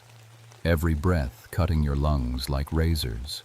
Every day bringing you closer to drowning in your own crystallized blood." "We understand," I said. "It was terrible what happened to you. But these people didn't do it. They're just students." "Everyone who enters these tunnels must understand," the figure replied. "Must feel what we felt. Must choose between profit and human life, just like the company did." That's when I realized what was happening. This wasn't random supernatural vengeance. It was a test, a lesson, a demand for justice that had been building for 90 years. "What do you want?" I asked. "Tell the truth," the figure said. "All of it. Not the sanitized version in history books, but the real story. The names of the men who died, the executives who knew and did nothing, the doctors who falsified death certificates." "I've been trying to do that for years," I said. "I've written reports, interviewed families, documented everything I could find. But you never published it. You never made it public." The figure was right. I had boxes of evidence sitting in my office. Testimonies, medical records, company memos that proved Union Carbide knew the tunnel would kill workers. But every time I tried to publish the research, lawyers would appear with threats and injunctions. The company was still powerful, still protected. "They'll sue me into bankruptcy," I said. "Destroy my career. Make sure the truth never comes out." "Then you understand our position," the figure said. "We died to build corporate profits, and when we died, they buried our story along with our bodies." The dust was getting thicker, and I could see the two students starting to struggle for breath. Their respirators were failing, just like mine. We had minutes before the silica levels would cause permanent lung damage.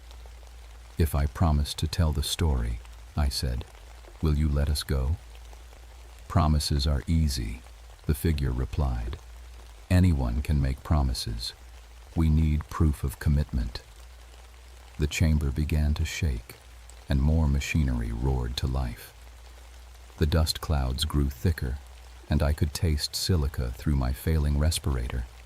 My chest was burning with each breath, and I could feel the early stages of what the miners had experienced. "What kind of proof?" "Breathe our air," the figure said. "Feel what we felt. If you survive long enough to leave this mountain, then you'll have the strength to fight for justice." I understood then that this was the choice the miners had faced every day: breathe poison for money, or refuse and watch their families starve. There was no good option, only degrees of death. I pulled off my respirator. The first breath hit my lungs like acid. The air was so thick with silica dust that it felt like breathing wet concrete. I doubled over, coughing, tasting blood and ground glass. Each breath was agony, but I forced myself to keep breathing. Around me, the dust figures watched silently as I experienced what they had experienced every day for months. the slow suffocation, the feeling of lungs filling with stone, the knowledge that each breath was bringing death closer. But I didn't die. After what felt like hours, but was probably only minutes, the air began to clear. The machinery fell silent. The dust settled to reveal a chamber that was smaller, more normal, carved from ordinary rock. The dust figures were gone, but their voices echoed from the walls. Now you know. Now you understand. Tell our story. I helped the two students to their feet. Their respirators had held out longer than mine, but they were both showing early signs of silica exposure. We needed medical attention, and we needed it fast. As we stumbled toward the tunnel exit, I made the decision that would define the rest of my life. I would publish everything, every document, every testimony, every piece of evidence I had collected. I would fight the lawsuits and the threats and the attempts to silence me, because I had breathed the air of the dead, and I knew now what justice felt like. 6 months later, I sat in a courtroom in Charleston, West Virginia, as a federal judge read the verdict in the wrongful death lawsuit filed by the families of the 764 Hawks Nest tunnel workers. My research had provided the evidence that broke the case wide open after 90 years of corporate cover-up. The students and I had made it out of the tunnels that day, though all three of us spent a week in the hospital being treated for acute silica exposure. The doctors were amazed we had survived. By their calculations, the dust concentrations we'd been exposed to should have killed us in minutes. I never told them about breathing unfiltered air in the deepest chamber. Some truths are too strange for medical reports, but I did tell the truth about everything else. My research, finally published despite threats and lawsuits, revealed the full scope of the Hawks Nest disaster. Union Carbide had known from the start that the tunnel would kill workers. Company memos, hidden for decades, showed executives calculating that it would be cheaper to pay death benefits than to provide proper safety equipment. The case made national news. Families received compensation for ancestors who had died penniless and forgotten. A memorial was erected at the tunnel site, listing all 764 names that had been buried along with the truth. The tunnels themselves were permanently sealed with concrete barriers 6 feet thick. The state declared the entire area a historical monument and restricted access to prevent future incidents. But sometimes, late at night, I still hear reports on the emergency radio. Voices from the sealed tunnels calling for help. The sound of machinery running where no machinery exists. Dust clouds that appear on clear days, swirling in patterns that look almost like human figures. I always respond to those calls, but I never find anything. The concrete seals remain intact. The tunnels are empty and silent. Yet I know the truth. Some injustices echo through the decades, creating their own kind of immortality. The miners of Hawks Nest got their justice, but their anger carved something permanent into that mountain. A reminder that corporate crimes have consequences that stretch far beyond the quarterly reports and executive bonuses that inspired them. Last week I received a call about another mining disaster, this one in Kentucky. A company cutting safety corners to increase profits. Workers dying of preventable lung disease. Families being told their loved ones died of natural causes. I'm driving down there tomorrow with boxes of research and a head full of hard-won knowledge about the price of buried truth. Because I learned something in those tunnels that no amount of ranger training could have taught me. The dead don't rest until justice is done, and sometimes the living have to breathe poison to understand what justice really means. The Hawks Nest tunnels are sealed now, but the story they contain is finally free. And in corporate boardrooms across the country, executives are learning that some secrets are too heavy to stay buried forever. The dust always finds a way to rise.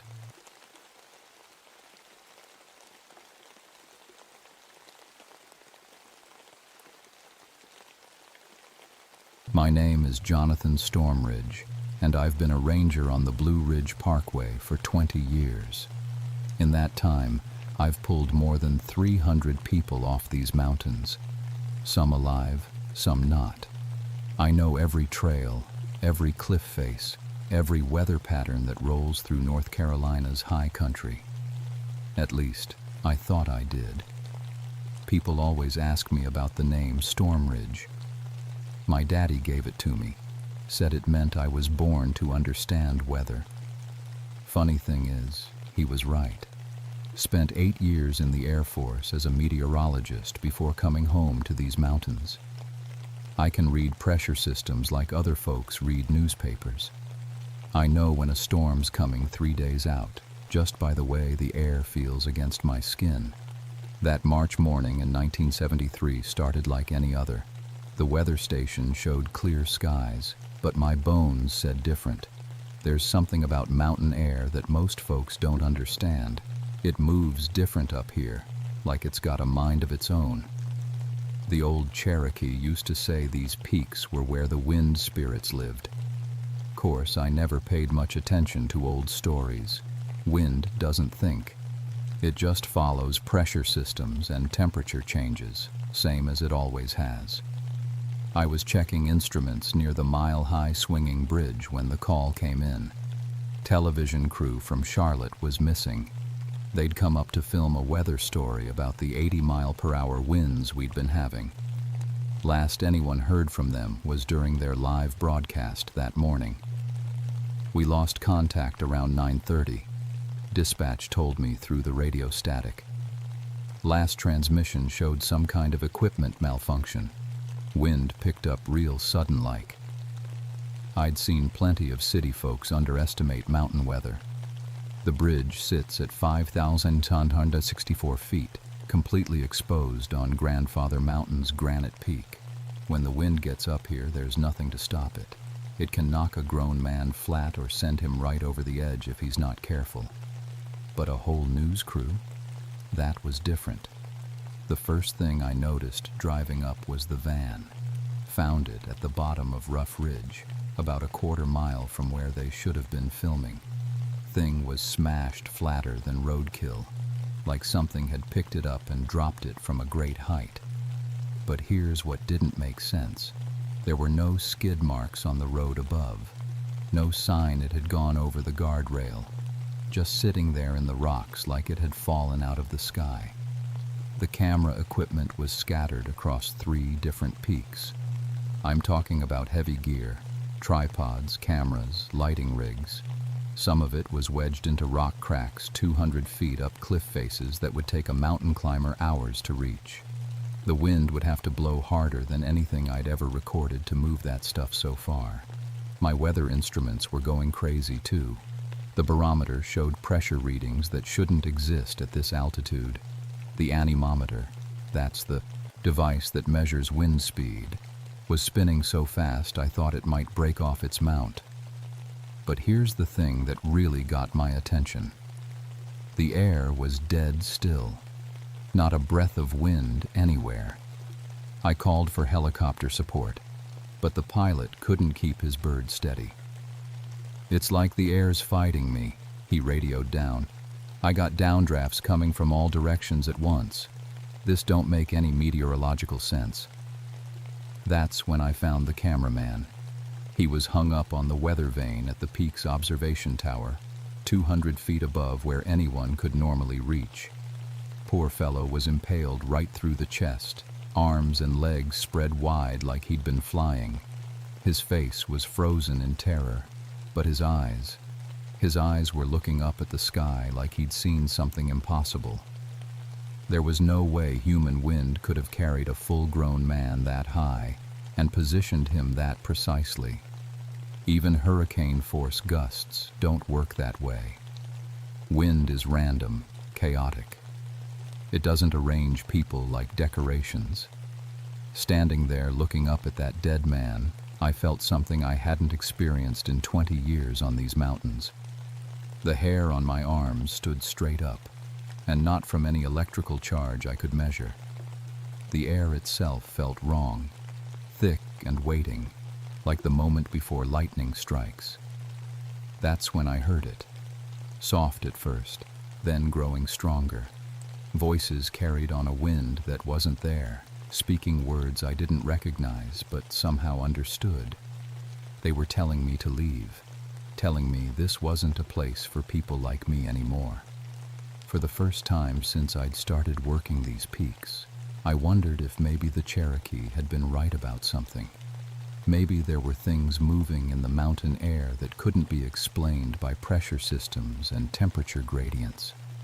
Maybe I was about to find out just how wrong I'd been about the wind. The search for the rest of the crew took me higher up Grandfather Mountain than I'd ever been before. There's a reason most folks stick to the tourist trails. The upper reaches are nothing but exposed granite and wind. Even in calm weather, it's dangerous. But the weather wasn't calm anymore. Every instrument I carried was telling me the same impossible story. Wind speeds jumping from 0 to 60 in seconds, then back to dead stillness. Temperature dropping 40 degrees in the span of a single step. My compass needle spinning like a child's top, unable to find magnetic north. I found the reporter first. Her name was Lisa Chen, according to her press badge. Young woman, maybe 25, with the kind of determined look that probably served her well in television news. She was sitting cross-legged on a ledge about 100 feet up the north face, completely unreachable by normal climbing. Her clothes weren't torn, no signs of injury. She was just sitting there staring out at the valley below, like she was waiting for something. "Miss Chen," I called up to her. "Can you hear me?" She turned her head down toward me, and I saw her mouth moving, but the words that reached my ears weren't coming from her direction. They were coming from all around me, carried on air currents that shouldn't exist. "He's coming for the rest of you," she said, though her lips were forming different words. "The one who walks between the clouds, the one your people drove away." The sound equipment operator was even higher up, somehow standing on the very tip of the mountain's radio tower. 150 feet of steel and guy wires, and this fellow was balanced on the top like it was solid ground. He was moving his arms in slow, precise patterns, like he was conducting an orchestra I couldn't see. "Get down from there," I shouted. "That tower can't support your weight." But he didn't fall. Didn't even wobble. The wind was holding him up. That's when I understood something was very wrong with the wind itself. I'd been a meteorologist for 28 years, 8 in the military and 20 on these mountains. I knew every way air could move, every pattern it could follow. But this was different. The wind wasn't following the laws of physics anymore. It was following something else entirely. I radioed for more help, but static was all that came back. The air was playing tricks with radio waves too, bending them in directions that made no sense. Every piece of electronic equipment I carried, radio, GPS, weather instruments, was either dead or giving readings that couldn't be real. That's when I saw him. At first, I thought it was just heat distortion rising from the rocks. You know how air shimmers on a hot day, making everything look wavy and uncertain? But the temperature up here was barely 30 degrees. No reason for heat distortion. The shimmer took shape slowly, like someone drawing with invisible ink that was just starting to appear. Tall figure, probably 7 feet or more, moving through the air without touching the ground. His skin looked like it was made of cloud, gray and white and constantly shifting. His clothes moved in a wind that touched nothing else around him. And his eyes, Lord help me, his eyes were the color of storm clouds just before they let loose with lightning. He was looking right at me. I tried to run, but the wind had other ideas.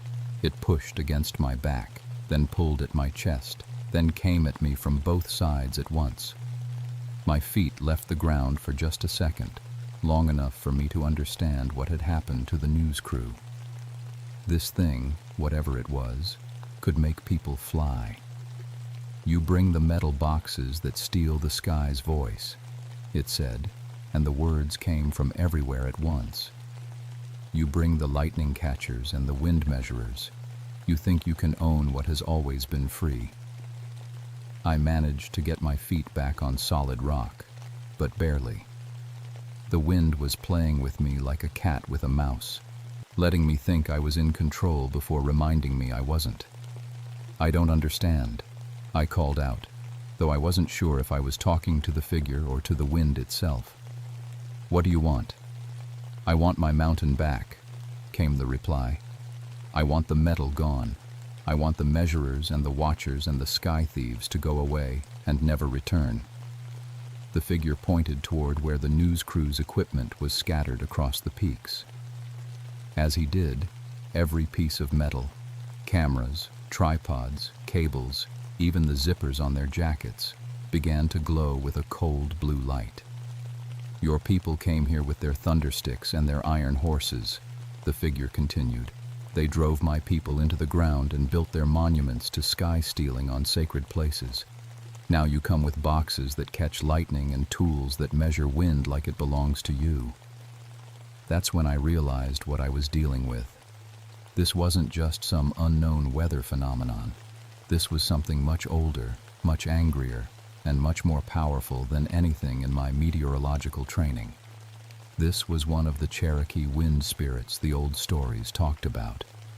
And he was done sharing his mountain with people who didn't understand what they were messing with. The reporter and the sound man were still up on their impossible perches, but I could see now they weren't in control of their own movements. The wind spirit was holding them there like a child holds toys, keeping them alive for reasons I didn't want to think about. "Please," I said, trying to keep my voice steady, "let them go. They didn't know this was sacred ground." The spirit's laugh sounded like wind through pine trees during a thunderstorm. "Knowledge is not required for consequences," he said. "Your metal boxes have already disturbed what should not be disturbed. The damage spreads with every measurement, every signal, every attempt to predict what is meant to be wild." Lightning began to dance between his fingers, though there wasn't a cloud in the sky. The air pressure dropped so fast my ears popped, and I tasted copper on my tongue. The wind spirit was just getting started. What happened next taught me more about the true power of wind than 20 years of meteorological study ever could. The spirit raised both arms, and the air around Grandfather Mountain began to move like water in a bathtub when you pull the drain plug. Everything started rotating. Leaves, loose rocks, the scattered camera equipment, even the clouds overhead. But it wasn't chaotic like a regular tornado. This was controlled, precise, purposeful. He was creating a wind pattern that couldn't exist in nature. "You see how your instruments lie," the spirit said as my anemometer spun wildly before snapping clean off its mount. "They measure what the wind does, not what the wind is. They cannot capture the spirit that moves the air, only the air that the spirit has already left behind." I watched in horror as the reporter and sound operator began to move through the air like leaves caught in a dust devil, but they weren't being tossed around randomly. They were being carried with care, positioned exactly where the spirit wanted them. Lisa Chen floated past me close enough to touch, her eyes wide with terror, but her body perfectly safe in the supernatural wind's grip. "This is impossible," I breathed, and immediately regretted speaking. The spirit's attention turned fully to me. and suddenly I was 20 feet off the ground with nothing but wind holding me up. It felt like being caught in invisible hands, firm but not crushing, powerful but not violent. I could breathe, could move my arms and legs, but I couldn't control where I was going. Impossible? The spirit asked, carrying me higher up the mountain face. Your people have built entire cities believing they understand the sky. You have planes that think they own the air, buildings that think they can stand against the wind forever, instruments that think they can predict what the clouds will do tomorrow. We rose past the tree line, past the radio tower, past the peak itself. I was flying higher than anyone had ever flown without machinery, held up by nothing but the will of something that existed before my ancestors ever crossed the ocean. But you have forgotten the first truth, the spirit continued. The wind does not serve you. You serve the wind. And when you forget that, the wind reminds you. He showed me things no meteorologist was ever meant to see, the true shape of weather systems from the inside, where the eye of every storm is filled not with calm air, but with ancient spirits like himself. The way lightning chooses its path not through electrical conductivity, but through spiritual connection. The reason some mountains create their own weather, while others follow predictable patterns. Grandfather Mountain was alive, had always been alive. And everything we thought we knew about atmospheric science was just the outermost layer of something much deeper and more complex. Your television people came with their metal lightning catchers, the spirit explained as we moved through the air above the peaks. Every time they send their signals, every time they broadcast their pictures through the sky, they cut holes in the fabric that separates the spirit world from yours. You have been tearing the sky apart, one transmission at a time. Below us, I could see more of the news crew.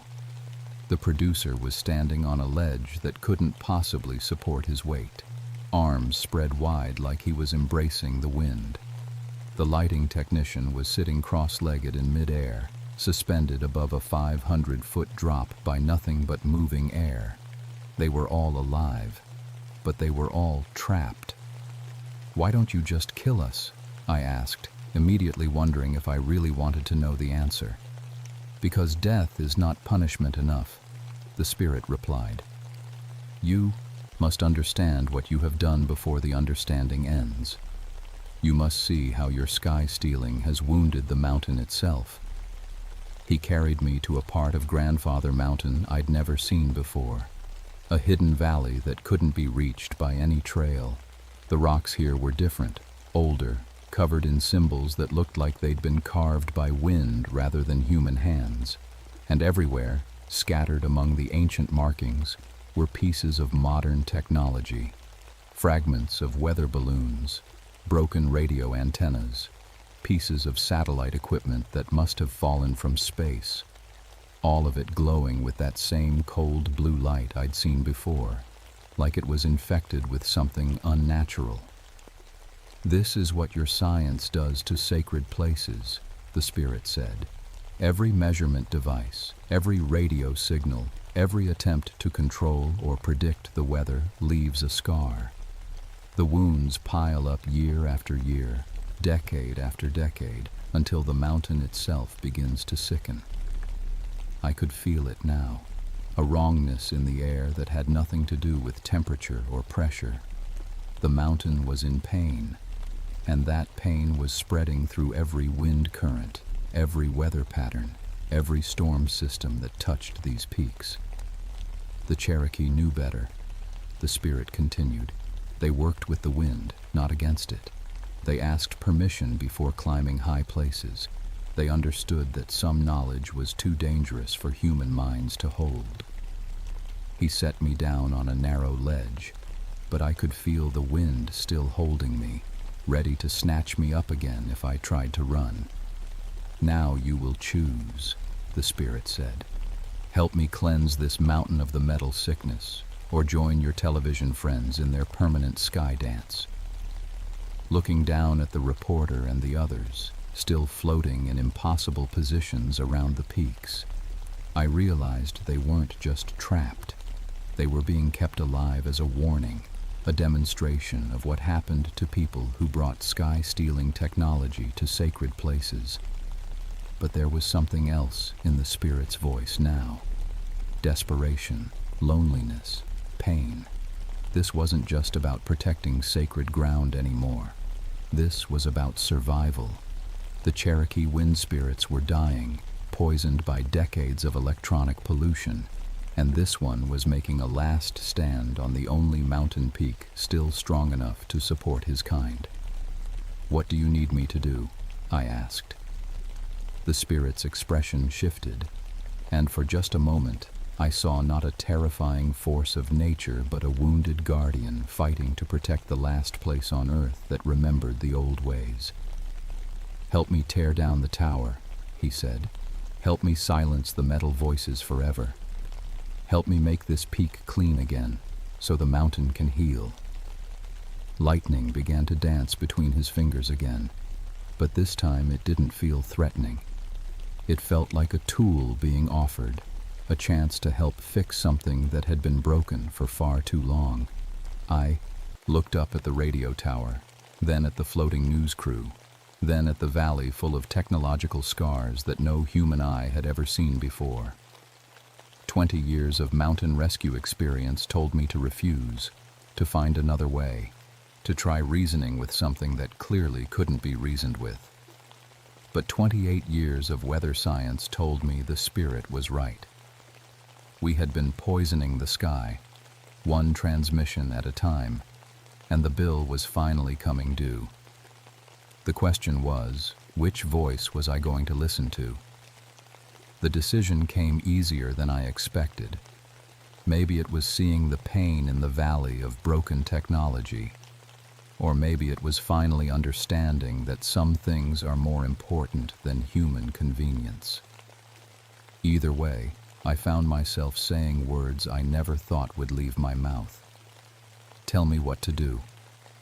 The spirit's eyes brightened like lightning behind storm clouds. "You must touch the tower with your hands while I channel the mountain's lightning through it. The metal will melt, the signals will stop, and the healing can begin." I looked up at the radio tower, 150 feet of steel and electronics that provided communication for half the Blue Ridge Parkway. Destroying it would cut off emergency services, weather warnings, rescue coordination for thousands of square miles of mountain territory. It would also probably kill me. "The sound operator," the spirit explained, following my gaze upward. "He tried to climb the tower when the wind first took hold of him. His body serves as a conductor now, completing the circuit between earth and sky. When the lightning flows through the metal, it will flow through him as well." "You're asking me to murder someone." "I am asking you to help heal a dying mountain," the spirit replied. The television man chose to climb toward the sky-stealing metal. He made himself part of the machine that wounds the earth. His fate was sealed by his own actions. The wind picked me up again, carrying me toward the base of the radio tower. Up close, I could see what the spirit meant. The sound operator wasn't just standing on top of the tower. He was somehow fused with it. His hands gripped the metal antenna array, but his fingers had begun to change, becoming metallic themselves, growing into the equipment like roots into soil. "The longer the metal stays in contact with sacred ground, the more it spreads," the spirit said. "First it corrupts the air, then it corrupts the earth, then it corrupts the flesh of those who serve it. Your friend up there has become part of the machine." I could see other changes too. The man's skin had taken on a metallic sheen. His eyes glowed with the same cold blue light as the scattered equipment. When he opened his mouth, static came out instead of words. He wasn't human anymore. Maybe hadn't been human since the moment he'd touched that tower. "If I do this," I said, "what happens to the others? The reporter, the producer?" They return to Earth, the spirit promised. They go back to their metal boxes and electronic lives, but they remember. They tell others what happens to sky thieves who come to sacred places without permission. Lightning was building in the spirit's hands now, crackling between his fingers like captured starlight. The air pressure was dropping so fast my ears ached, and every metal object on the mountain began to hum with electrical charge. "The storm comes," the spirit said, "with or without your help.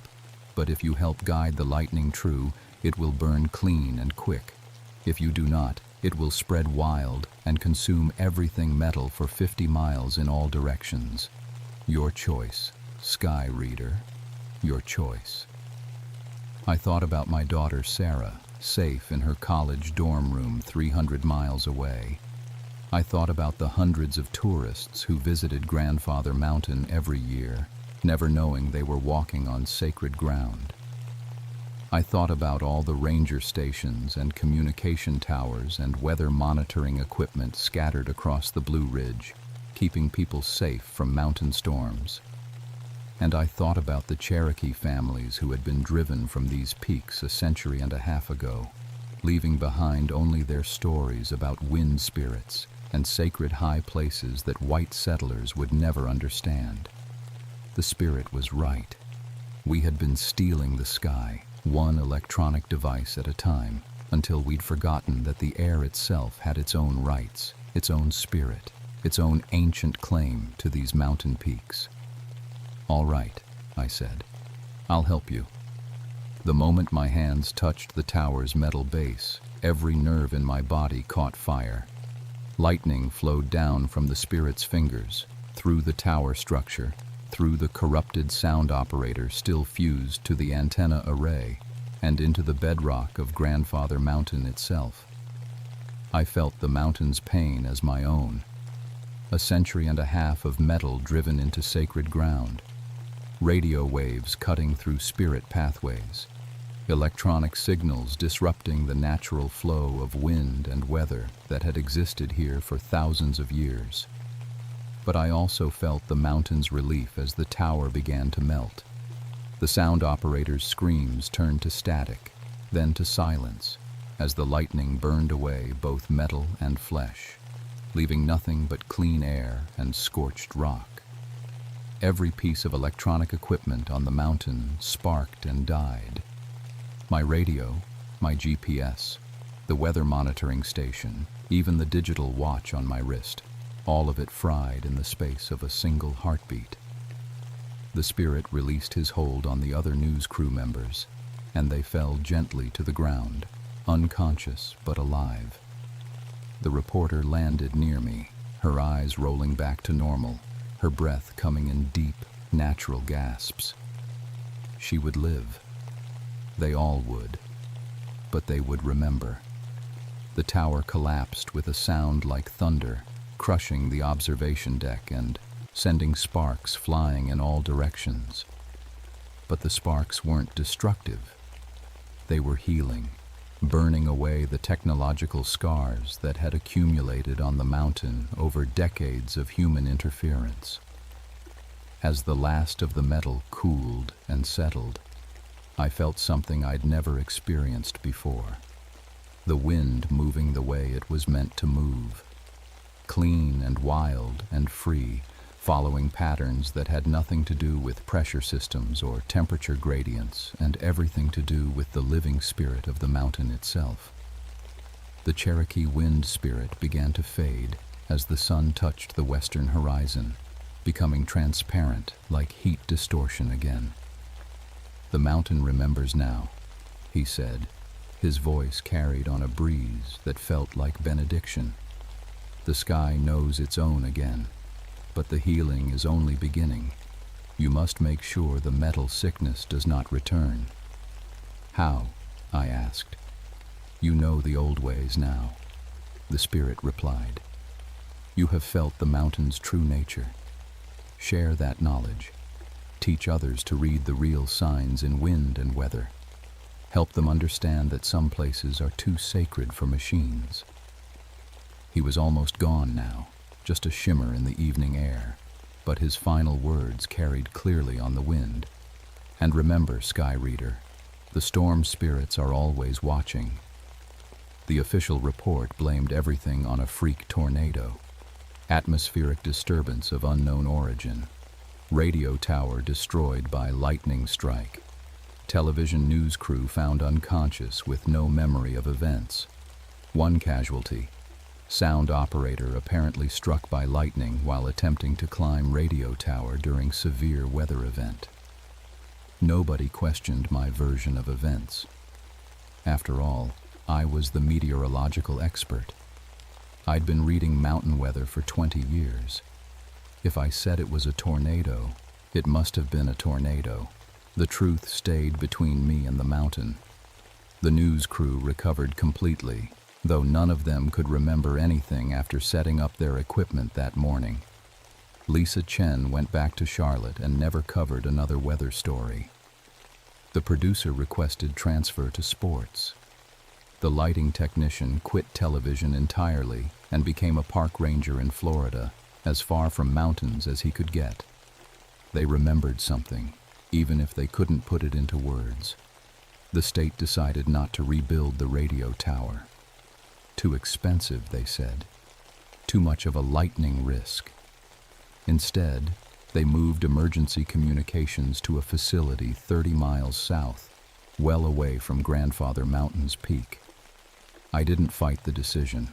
6 months later, I met with elders from the Cherokee Nation, told them about unusual weather patterns on Grandfather Mountain, about the need for traditional ecological knowledge to supplement modern meteorology, suggested that maybe some places were better left to the old ways of understanding weather and wind. They listened politely, but I could see in their eyes that they already knew, had always known. We're just waiting for someone with white skin to figure it out. Now I work with them, consulting on sacred site preservation, teaching tourists about traditional Cherokee weather lore, helping people understand that the mountains are more than just scenic overlooks and radio tower foundations. My weather predictions are more accurate than they've ever been. Not because I've gotten better instruments. In fact, I use fewer electronic devices than ever before. But because I've learned to listen to the wind itself, to feel the mountain's moods, to read the real signs that no barometer can measure. Sometimes, on clear days when the air is perfectly still, I climb back up to where the radio tower used to stand. There's nothing there now but ancient rock and the faint traces of Cherokee symbols carved by wind rather than human hands. And sometimes, if I listen very carefully, I can hear voices carried on breezes that touch nothing else around them. Wind spirits that were here long before my people crossed the ocean, and will be here long after we've learned to respect the sky again. They're watching, always watching, waiting to see if we've really learned the lesson or if they'll need to teach it again. The mountain remembers now. The question is, will we? Last week, a technology company approached the Park Service about installing weather monitoring equipment on Grandfather Mountain. High-tech stuff, Doppler radar, atmospheric sensors, satellite communication arrays. They said it would help predict severe weather, save lives, advance the science of meteorology. I recommended they find another location. Some places are too sacred for machines. Some knowledge is too dangerous for human minds to hold. And some winds are meant to blow free, without measurement, without prediction, without the electronic interference that turns living sky into dead data. The Cherokee wind spirits taught me that. And if people don't listen to the lesson the first time, well, the mountain has all the time in the world to teach it again. The wind is patient, but it's not infinitely forgiving. And it's always watching.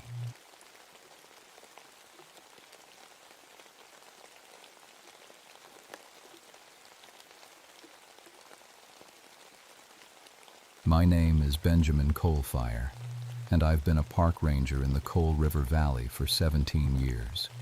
People think that's a strange name for someone who protects the environment, but my family's been digging coal out of these mountains for 3 generations. I guess you could say I switched sides. The call came on a Tuesday morning in February, when ice hung from every tree branch like broken glass. My coffee was still steaming when the radio crackled to life. "Ben, we got a problem up near the old Whitesville mines," said Sheriff Morris. His voice sounded tight. "Those environmental folks from the city went missing 3 days ago." I knew the ones he meant. 5 activists had come down from Charleston to document the damage from mountaintop removal. They'd been taking pictures of the stripped hills and the orange water that leaked from old mine shafts. The mining company didn't like that much. "Last known location?" I asked, already reaching for my gear. "GPS shows they were near the old Deep Creek mine before their signals went dead. That's the one that got sealed up after the accident in '89. I remembered that mine. 27 men died when a pocket of methane gas exploded. The company sealed it with concrete and steel, said it was too dangerous to recover the bodies. My own grandfather had worked those tunnels before the gas pocket formed. The drive to Deep Creek took 40 minutes on winding mountain roads.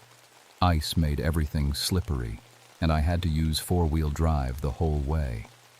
The landscape looked like something had taken a giant bite out of the mountain. Where there used to be thick forest, now there were just flat, gray platforms of bare rock and poisoned soil. I parked next to the environmental group's van, still sitting where they'd left it. Inside, I found their equipment scattered around: cameras, water testing kits, and notebooks filled with measurements. One notebook was still open to a page that made my blood run cold. Water sample, 47, Deep Creek mine entrance. pH level 2.1, battery acid level. Orange-red coloration suggests heavy iron contamination. Note: entrance appears to have been recently disturbed. Concrete seal has new crack patterns. I looked up at the mine entrance, maybe 50 yards away. Sure enough, the concrete barrier that had sealed the tunnel for 30 years showed fresh damage. Someone had blasted it open from the inside. That was impossible. There was no other way in or out of that mine. I checked my air monitor as I approached the entrance. The needle jumped immediately into the danger zone. Methane, hydrogen sulfide, carbon monoxide, all the gases that could kill you before you even knew they were there. But there were other smells, too. Something rotten, like meat, left out in summer heat. The opening was just big enough for a person to crawl through. Fresh mud around the entrance showed footprints going in, but none coming out. 5 sets of boot prints from the missing activists. But there was something else. Marks in the mud that looked almost like handprints, but wrong somehow. Too long. Too many knuckles. I called Sheriff Morris on the radio. "I'm at Deep Creek mine. The seal's been breached. I can see where the missing people went in, but I'm reading deadly gas levels. Can you go in after them?" I looked at the black hole in the mountain and felt something cold settle in my stomach. "I can try, but I need backup and proper breathing equipment. This isn't just a rescue anymore, Morris. Something's very wrong here." "What do you mean?" I stared at those strange handprints in the mud. They were everywhere once I started looking, like someone had been crawling on all fours. But they were too big to be human hands. I mean, this mine was sealed from the outside 30 years ago. Nobody could have opened it from the inside unless... I stopped, because the rest of that thought didn't make sense. Unless someone had been down there all along. I waited 2 hours for backup to arrive. Deputy Sarah Chen brought the emergency breathing gear from the county fire department, along with portable gas detectors and enough rope to reach China. She was good people, smart, careful, and not afraid of dark places. "You sure about this, Ben?" she asked, checking her oxygen tank. "That mine's been closed since before I was born." "5 people are missing," I said. "Maybe 6 if you count whoever opened that hole." We roped up and entered the mine together. The tunnel sloped down into the mountain at a steep angle, and our headlamps only reached about 20 feet ahead. The air was thick and wet, like breathing through a wet towel. The first thing we found was one of the activists' cameras, smashed against the tunnel wall. The memory card was still intact, so I pocketed it. Then we found pieces of torn clothing and dark stains on the coal walls that could have been blood. "Ben," Sarah whispered, "look at this." She was shining her light on the tunnel wall, where someone had scratched words into the coal with a sharp object. "Help us." And below that, "They're still here." "Recent?" I asked. "Looks like it. Coal dust is still fresh on the ground." We followed the main tunnel deeper into the mountain. According to the old mining maps, this shaft went down 800 feet before hitting the main coal seam. But what we found didn't match any map I'd ever seen. The tunnel split into dozens of smaller passages, like the veins in a leaf. Some were so small you'd have to crawl. Others opened up into chambers big enough to park a truck, and all of them showed signs of recent digging. "This is wrong," I told Sarah. "These side tunnels aren't on any of the original mine plans." That's when we heard the sound. A scraping noise, like someone dragging something heavy across stone. It came from somewhere deeper in the mine, echoing off the tunnel walls until we couldn't tell which direction it was coming from. We followed the main tunnel for another 100 yards before finding the first body. It was Marcus Webb, one of the environmental activists. He was still wearing his bright red jacket, but that's about all I recognized. Something had torn him apart. I won't go into details about what we found, because some things shouldn't be described. But I will say that it looked like whatever killed Marcus had been feeding, and feeding for a while. Sarah threw up. I almost did too, but I forced myself to examine the scene. The wounds weren't from any animal I knew. The claw marks were too regular, almost like they'd been made by human fingernails.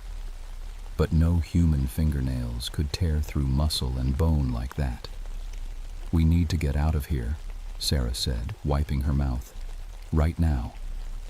I was about to agree when we heard something that made us both freeze.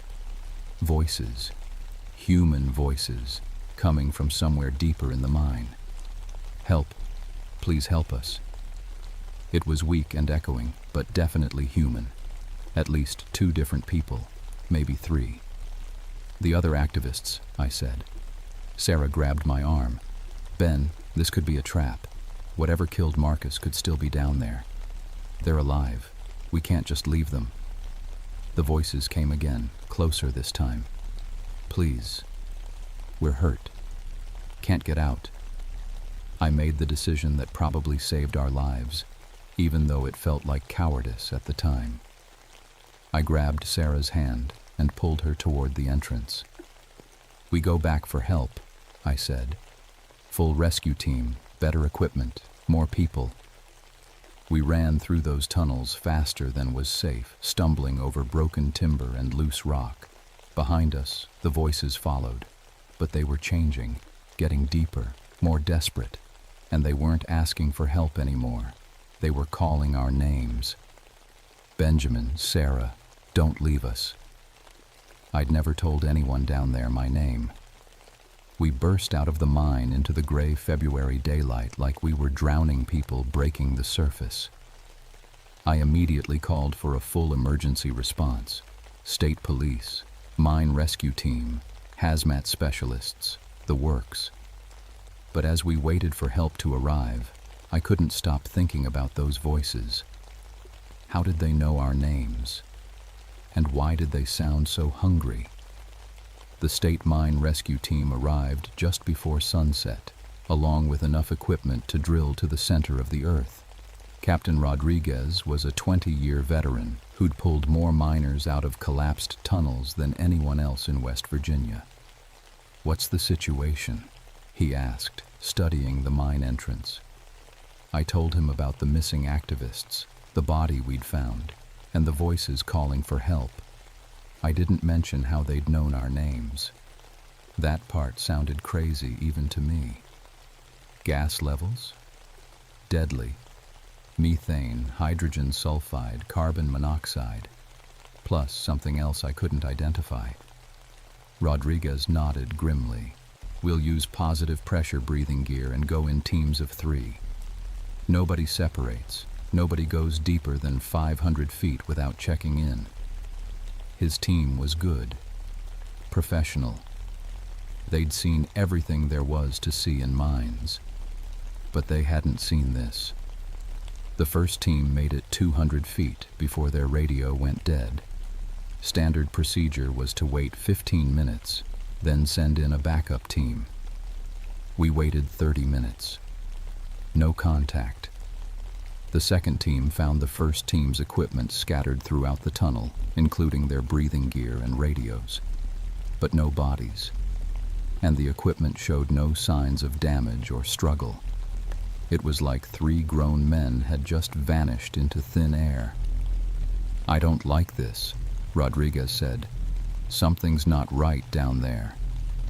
That's when we heard the explosion, deep underground, like thunder rolling through the mountain. The ground shook under our feet, and a cloud of dust and gas shot out of the mine entrance. "Cave in," someone yelled. Rodriguez was already on his radio, calling for heavy excavation equipment. But I knew it wasn't a cave-in. The sound was wrong.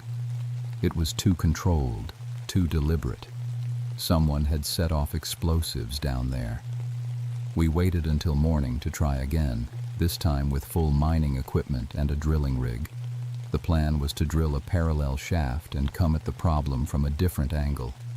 But when the first drill samples came up, they contained something that made everyone step back.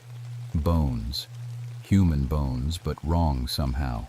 Too thin in some places, too thick in others. Like they'd been stretched and compressed at the same time. Dr. Elizabeth Hayes from the State Medical Examiner's office took one look at them and called for backup from the CDC. She also asked for a private word with me.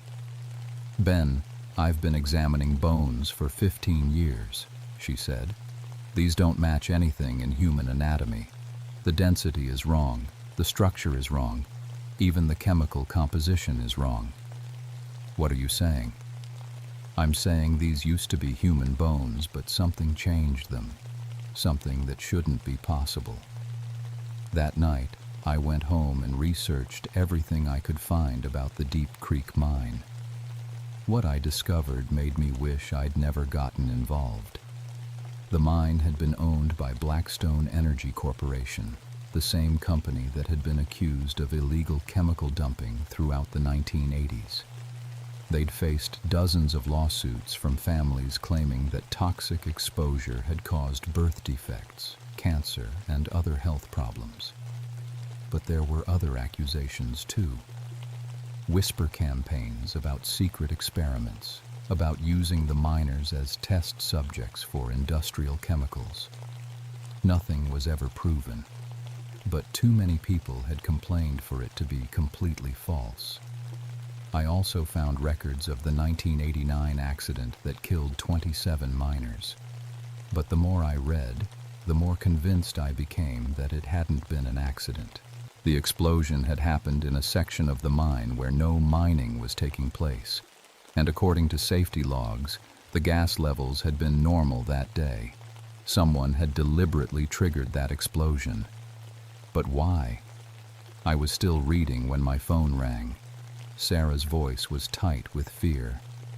"Ben, you need to get down to the mine, now." "What's wrong?"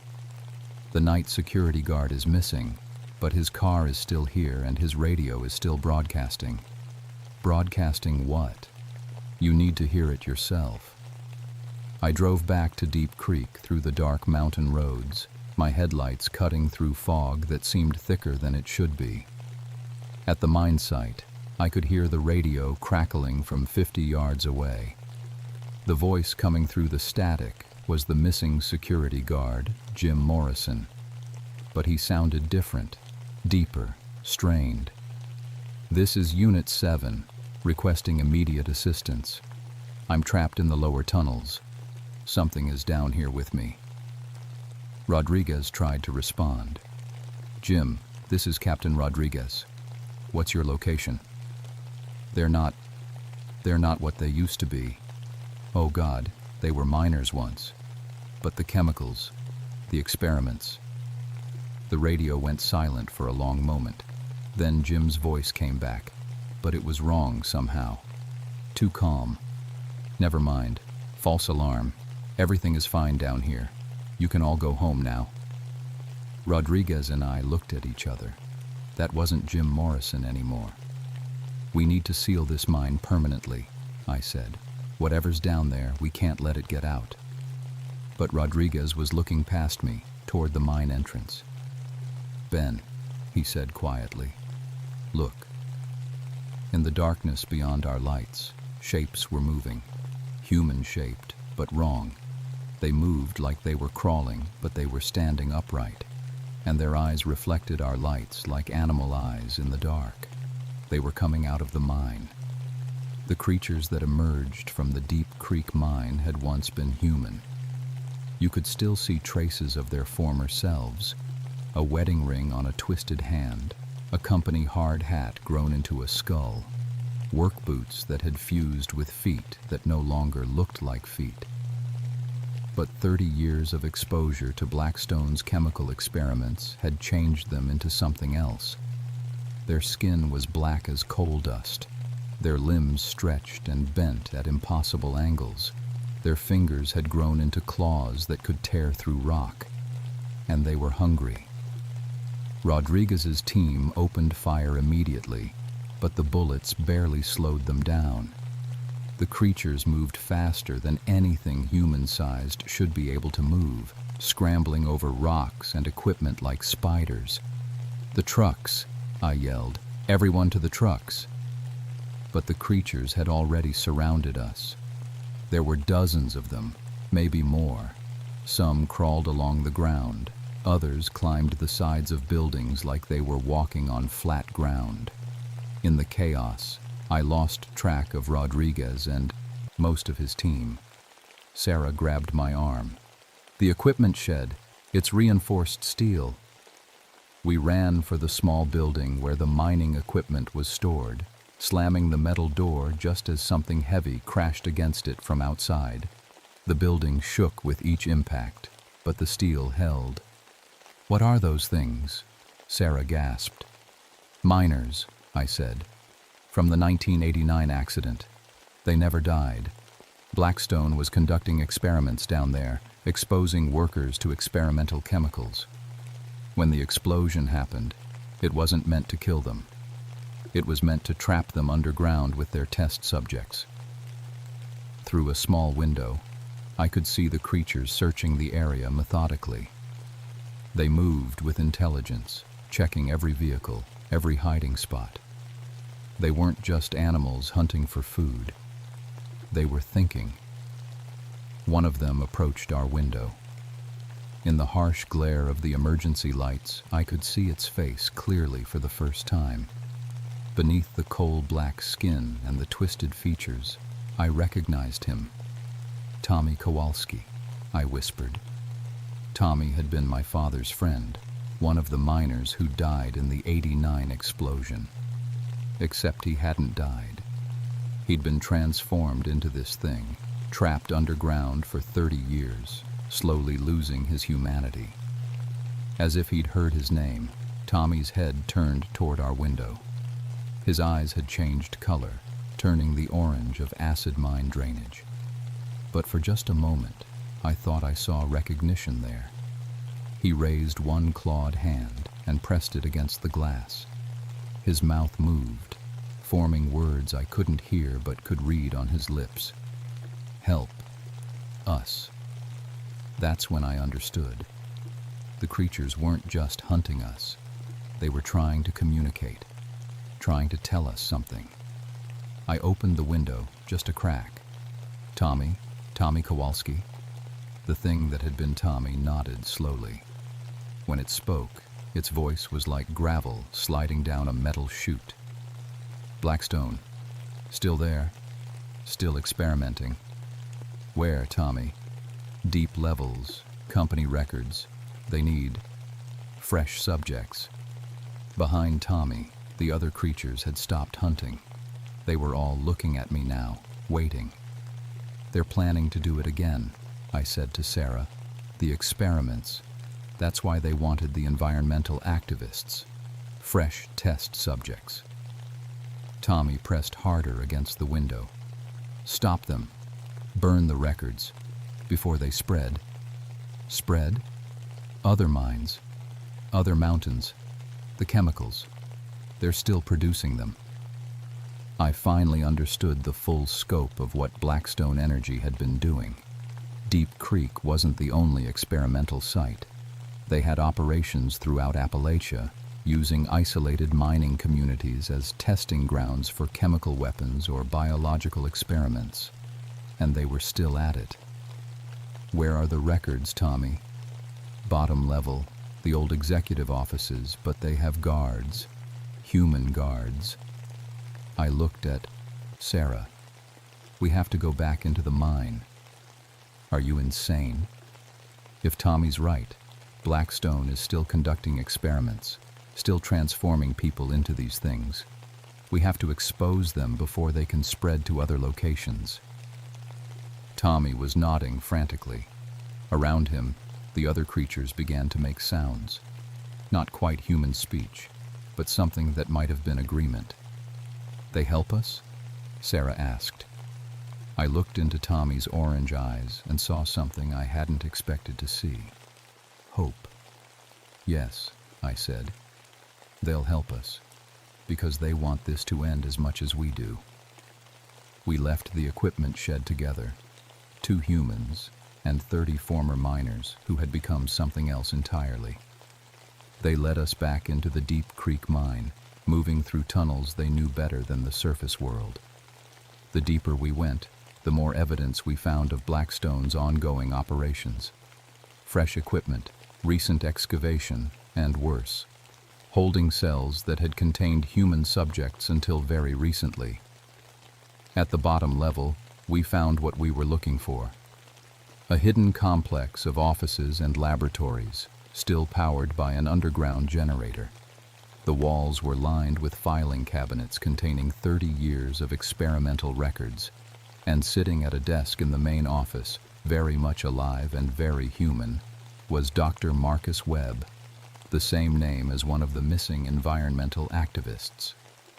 Mr. Coalfire, he said calmly, I've been expecting you. Dr. Webb wasn't surprised to see us. He wasn't even surprised to see the creatures that had once been miners.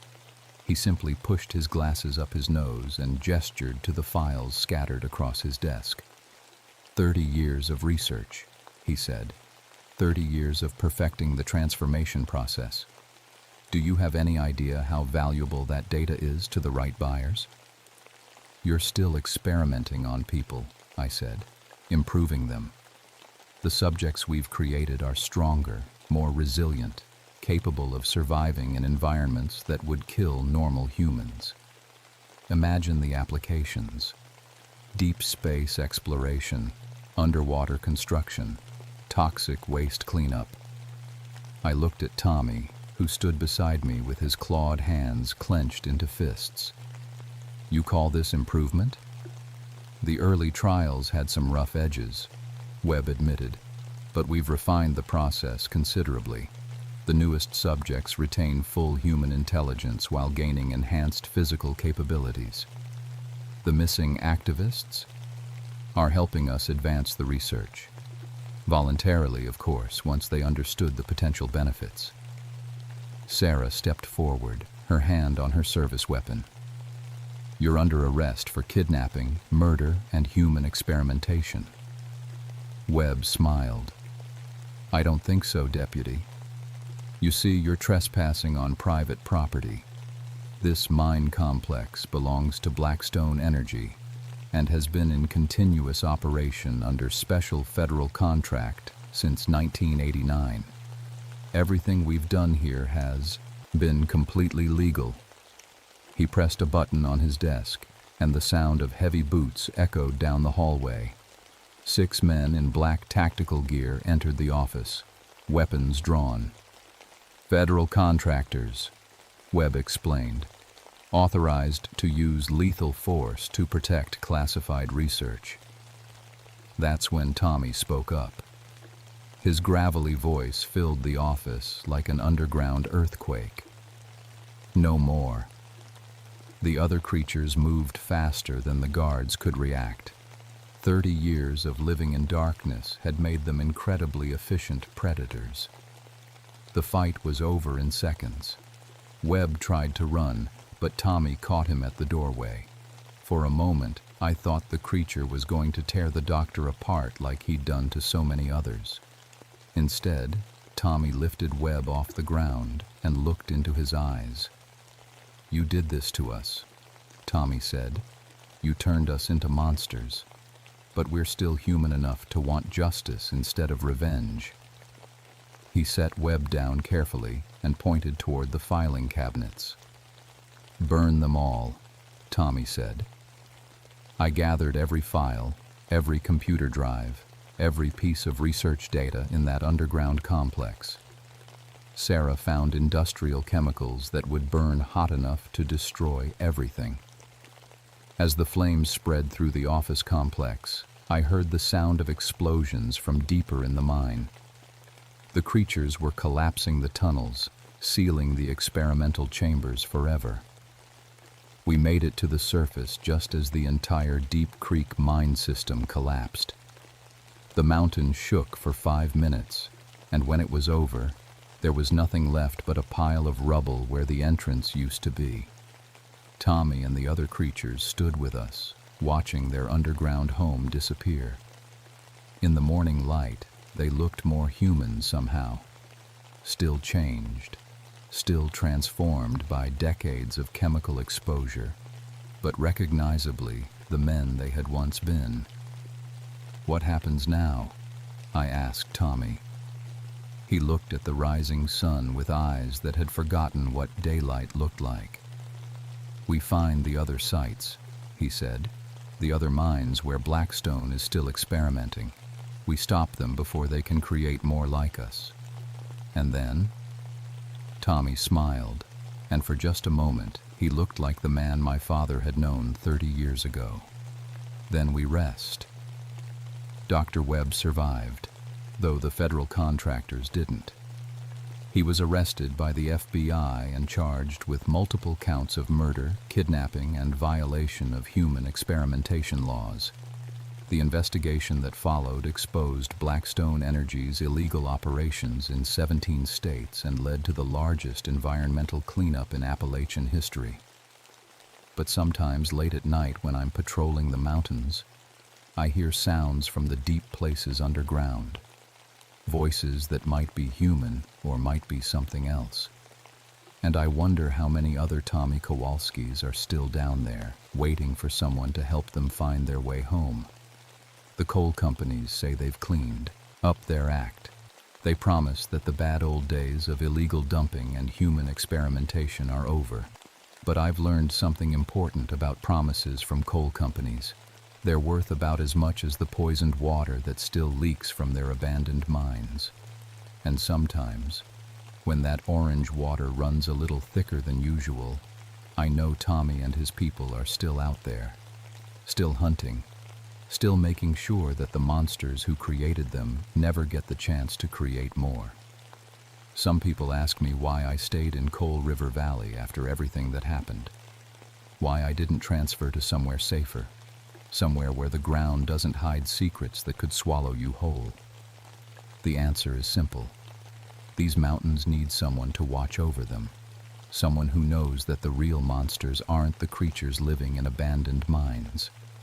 The real monsters are the ones who wear business suits and create quarterly profit reports by destroying everything they touch.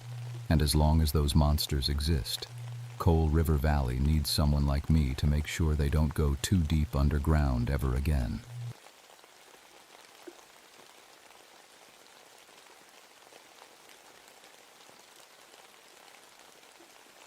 My name is Samuel Ironside, and I've been a ranger with Pisgah National Forest for 16 years. In all that time, working the highest peaks in North Carolina, I thought I'd seen everything these mountains could throw at me. 3 avalanche rescues, countless lost hikers, and more than one body recovery from folks who didn't respect what 6,000 feet of elevation can do to you in winter. I was wrong about seeing everything. It was December 15, 1979, when the call came in about the missing weather crew. 3 scientists from the National Weather Service had been up at the Mount Mitchell Summit Station for routine maintenance. That was 5 days ago. No radio contact since day 2, when their last transmission mentioned something about trees moving wrong. I loaded my gear into the ranger truck that morning. Rope, medical kit, emergency rations, and the portable radio that kept crackling with static. My wife Sarah kissed me goodbye at the door, told me to be careful up there. Our twin girls, Emma and Lucy, barely looked up from their cereal. At 8 years old, they were used to Daddy heading into the mountains when people got in trouble. The drive up to Mount Mitchell takes you through some of the most beautiful country on earth when it's not trying to kill you.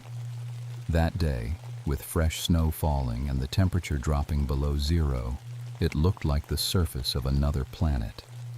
The Fraser fir trees that covered the upper slopes had been dying for years, something called the balsam woolly adelgid, tiny bugs that killed whole forests. What remained were silver skeletons reaching toward a gray sky. Mount Mitchell stands 6,684 feet above sea level, highest peak east of the Mississippi River.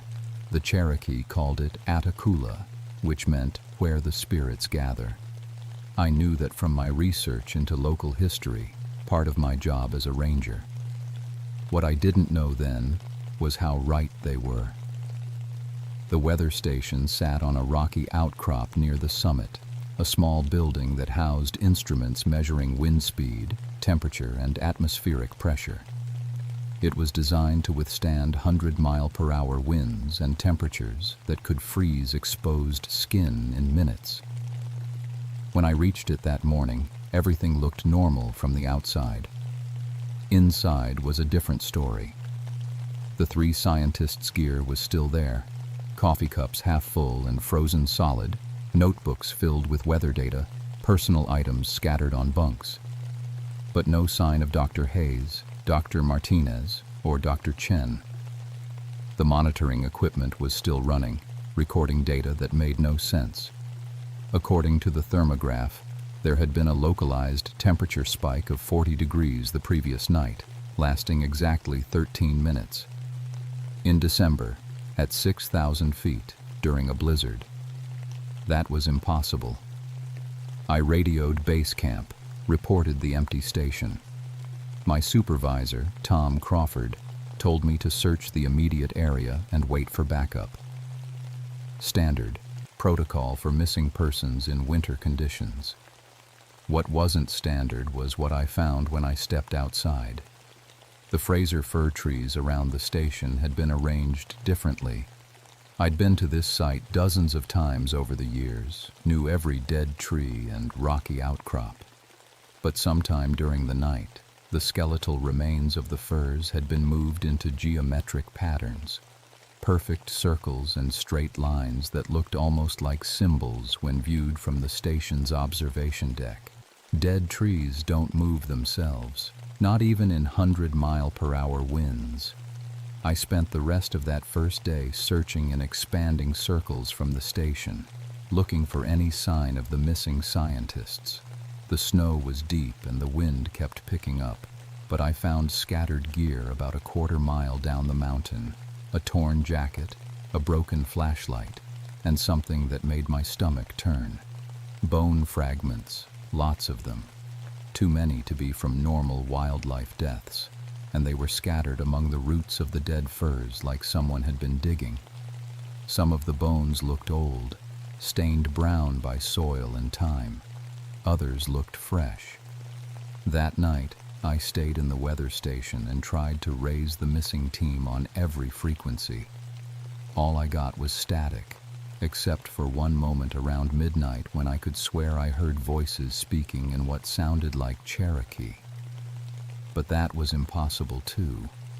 There were no Cherokee communities within 50 miles, and the language was mostly lost anyway. I was trained as a meteorologist in the Marines before becoming a ranger. I knew how to read weather data, and what I was seeing on the station's instruments didn't make sense. The wind patterns were all wrong, creating pockets of dead calm in the middle of a blizzard. The temperature readings showed hot spots moving around the mountain like living things, and the barometric pressure kept spiking in regular intervals like a heartbeat. Something was very wrong on Mount Mitchell. But I'd been through war, survived 3 avalanches, and pulled more than 20 people off these mountains in conditions that should have killed all of us. I figured I could handle whatever was out there. That was my second mistake. The first was thinking dead trees couldn't walk. The second day started with a sound I'd never heard before, a low humming that seemed to come from the trees themselves. I woke before dawn in my sleeping bag on the weather station floor, and at first I thought it might be wind through the dead branches. But wind doesn't hold a steady note for 20 minutes straight. I stepped outside into air so cold it burned my lungs. The humming got louder, and I could feel it in my chest like standing too close to a large speaker. The dead Fraser firs around the station were covered in fresh snow, but underneath the white coating I could see something that made me stop dead in my tracks. The bark was moving, not swaying in the wind, actually moving, rippling like water under the snow. And the geometric patterns from the day before had changed. The circles had become spirals, and the straight lines now pointed toward something deeper in the forest. I followed the tree line markers with my compass and found the first scientist. Dr. Hayes was sitting at the base of a massive dead fir, legs crossed, arms folded, looking for all the world like he was meditating. Except his eyes were gone, and his bones were picked completely clean. But the bones hadn't been scattered by animals. They were still perfectly arranged in human form, held together by something I couldn't see. His clothes were intact. Even his wedding ring was still on his finger. I'd seen exposure deaths before and animal predation, but nothing like this. It was like something had carefully removed every bit of flesh while leaving everything else untouched. The bones were white as fresh snow and warm to the touch despite the freezing air. When I reached for my radio to report the find, Dr. Hayes's head turned toward me. I dropped the radio and fell backward into the snow. The skull's empty sockets tracked my movement for several seconds before going still again. I lay there for what felt like hours, but was probably only minutes, waiting for my heart to stop hammering. Dead men don't turn their heads. Dead men with no muscles, no tendons, no nothing holding their bones together definitely don't turn their heads. I forced myself to approach again, moving slowly and keeping my breathing steady like I'd learned in the Marines. This time, Dr. Hayes didn't move. But when I knelt down to examine the body, I could hear the humming sound coming from inside the tree behind him. The dead fir was singing. My radio crackled to life. Not with Tom's voice from base camp, but with Dr. Hayes speaking clearly. The trees remember everything, Sam. They remember who was buried here. I grabbed the radio. Hayes, where are you? Are you injured? Static. Then another voice I recognized as Dr. Martinez. We tried to leave, but the roots go too deep. The Cherokee knew better. I keyed the mic again. Martinez, where's your location?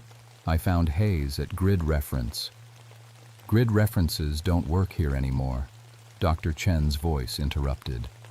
The mountain exists outside normal space now. The spirits made sure of that. The voices faded back into static, leaving me alone with a skeleton that had somehow operated a radio. I backed away from Dr. Hayes's remains and noticed something else that chilled me worse than the December air. The scattered bone fragments I'd found the day before had moved overnight. They were now arranged in patterns around the bases of the dead trees, forming what looked like small graves. And there were more bones than before. A lot more. Like the mountain was giving up secrets it had kept buried for decades. I spent the rest of the morning following the trail deeper into the dead forest. The geometric tree patterns led me to an area where the firs had been clear-cut years before, leaving only stumps and exposed soil. But in the center of the clearing was something that made me understand why the Cherokee had called this place sacred. Ancient burial mounds, dozens of them, arranged in the same spiral pattern as the dead trees. Most had been disturbed, excavated by someone who hadn't cared about proper burial customs. Bones and artifacts were scattered everywhere. Arrowheads, pottery shards, and human remains that had been exposed to the elements. Logging company, I realized. They'd clear-cut right through a Cherokee burial ground without even filing an environmental impact report. The spirits Dr. Chen mentioned weren't metaphorical. That afternoon I found Dr. Martinez. She was 20 feet up in a dead Fraser fir, but not hanging from a rope or caught on branches.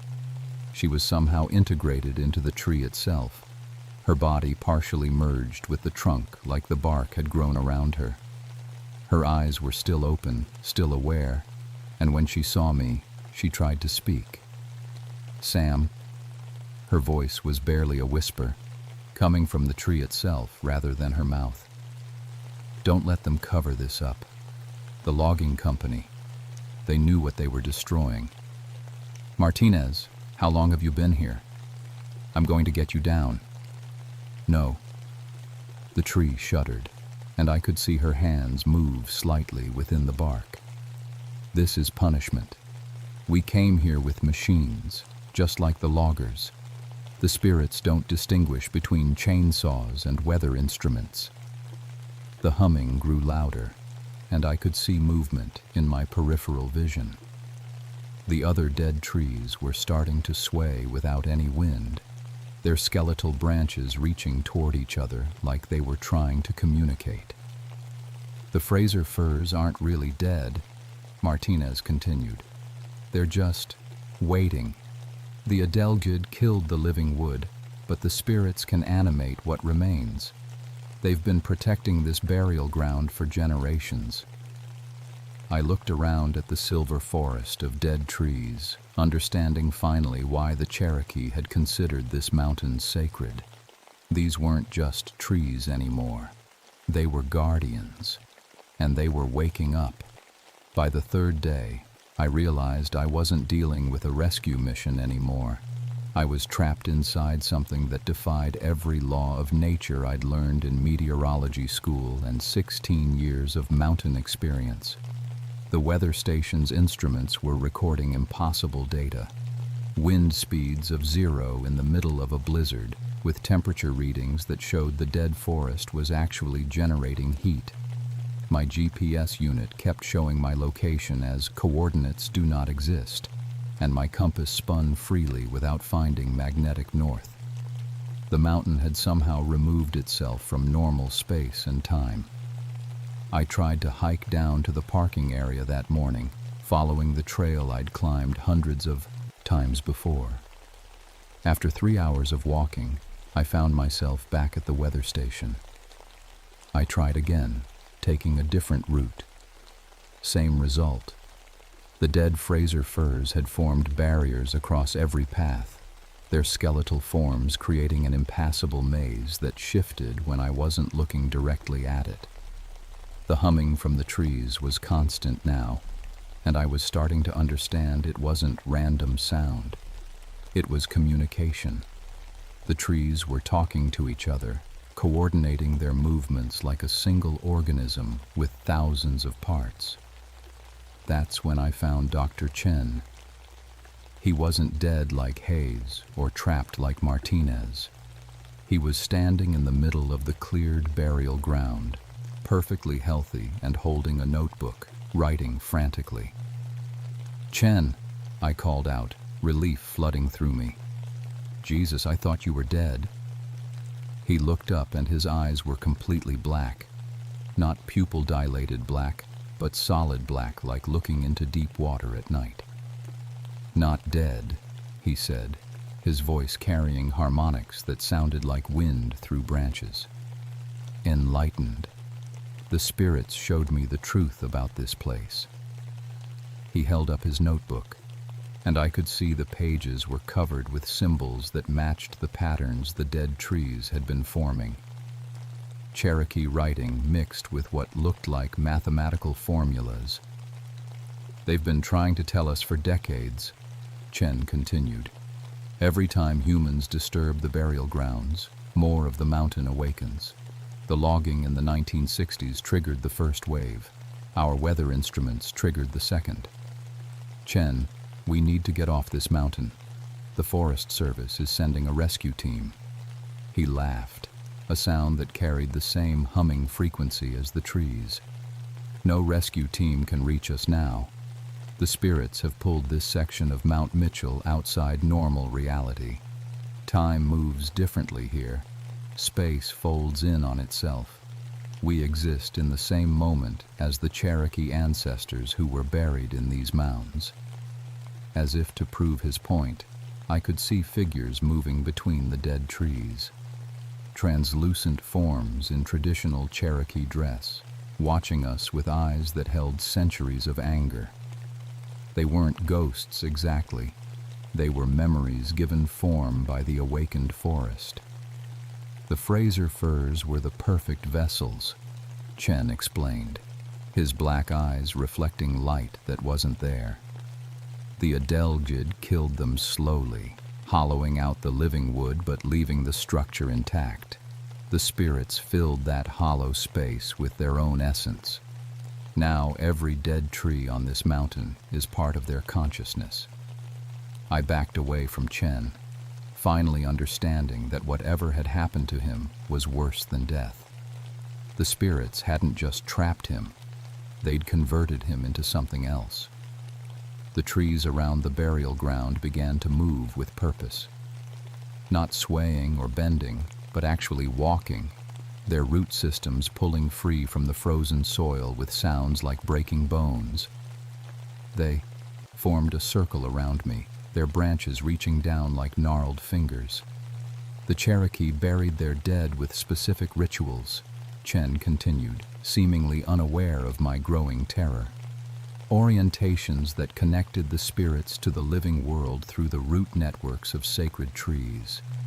When the logging company destroyed those connections, they severed the link between the dead and the earth. The spirits have been trying to restore that connection ever since." The walking trees were close enough now that I could see the details of their transformation. The bark wasn't just moving, it was reshaping itself into forms that resembled human faces, all twisted in expressions of rage and loss. Bone fragments had been incorporated into the wood, creating patterns that looked like skeletal hands reaching out from inside the trunks. "They want to add us to their number," Chen said. "Living humans who can serve as bridges between their world and ours." Martinez volunteered. "Hayes fought them, so they took just his bones. I cooperated fully. What do they want from me?" Chen's black eyes focused on me with an intelligence that was no longer entirely human. "You're a ranger. You have authority over this land. They want you to help them restore the burial sites and prevent future desecration." The circle of animated trees tightened around me. I could feel their attention like weight pressing against my mind. Thousands of years of accumulated anger and grief focused on the man who represented the government that had allowed their sacred places to be destroyed. And if I refuse? Chen smiled, showing teeth that had somehow become pointed. Then you'll join Hayes as an eternal guardian, conscious but unable to interfere, watching over the burial grounds until the end of time. The trees began to hum again, and this time I could understand what they were saying. Not words exactly, but meaning that bypassed language and spoke directly to my mind. They showed me the history of Mount Mitchell, generations of Cherokee who had lived and died here, sacred ceremonies that connected the living to the ancestor spirits, and the sudden violence of industrial logging that had shattered those connections like broken glass. They showed me the Fraser firs in their living state, majestic trees that had stood for centuries as guardians of the burial grounds. They showed me the adelgid infestation, the slow death of the forest, and the moment when desperate spirits had filled the hollow wood with their own essence to continue their protective work.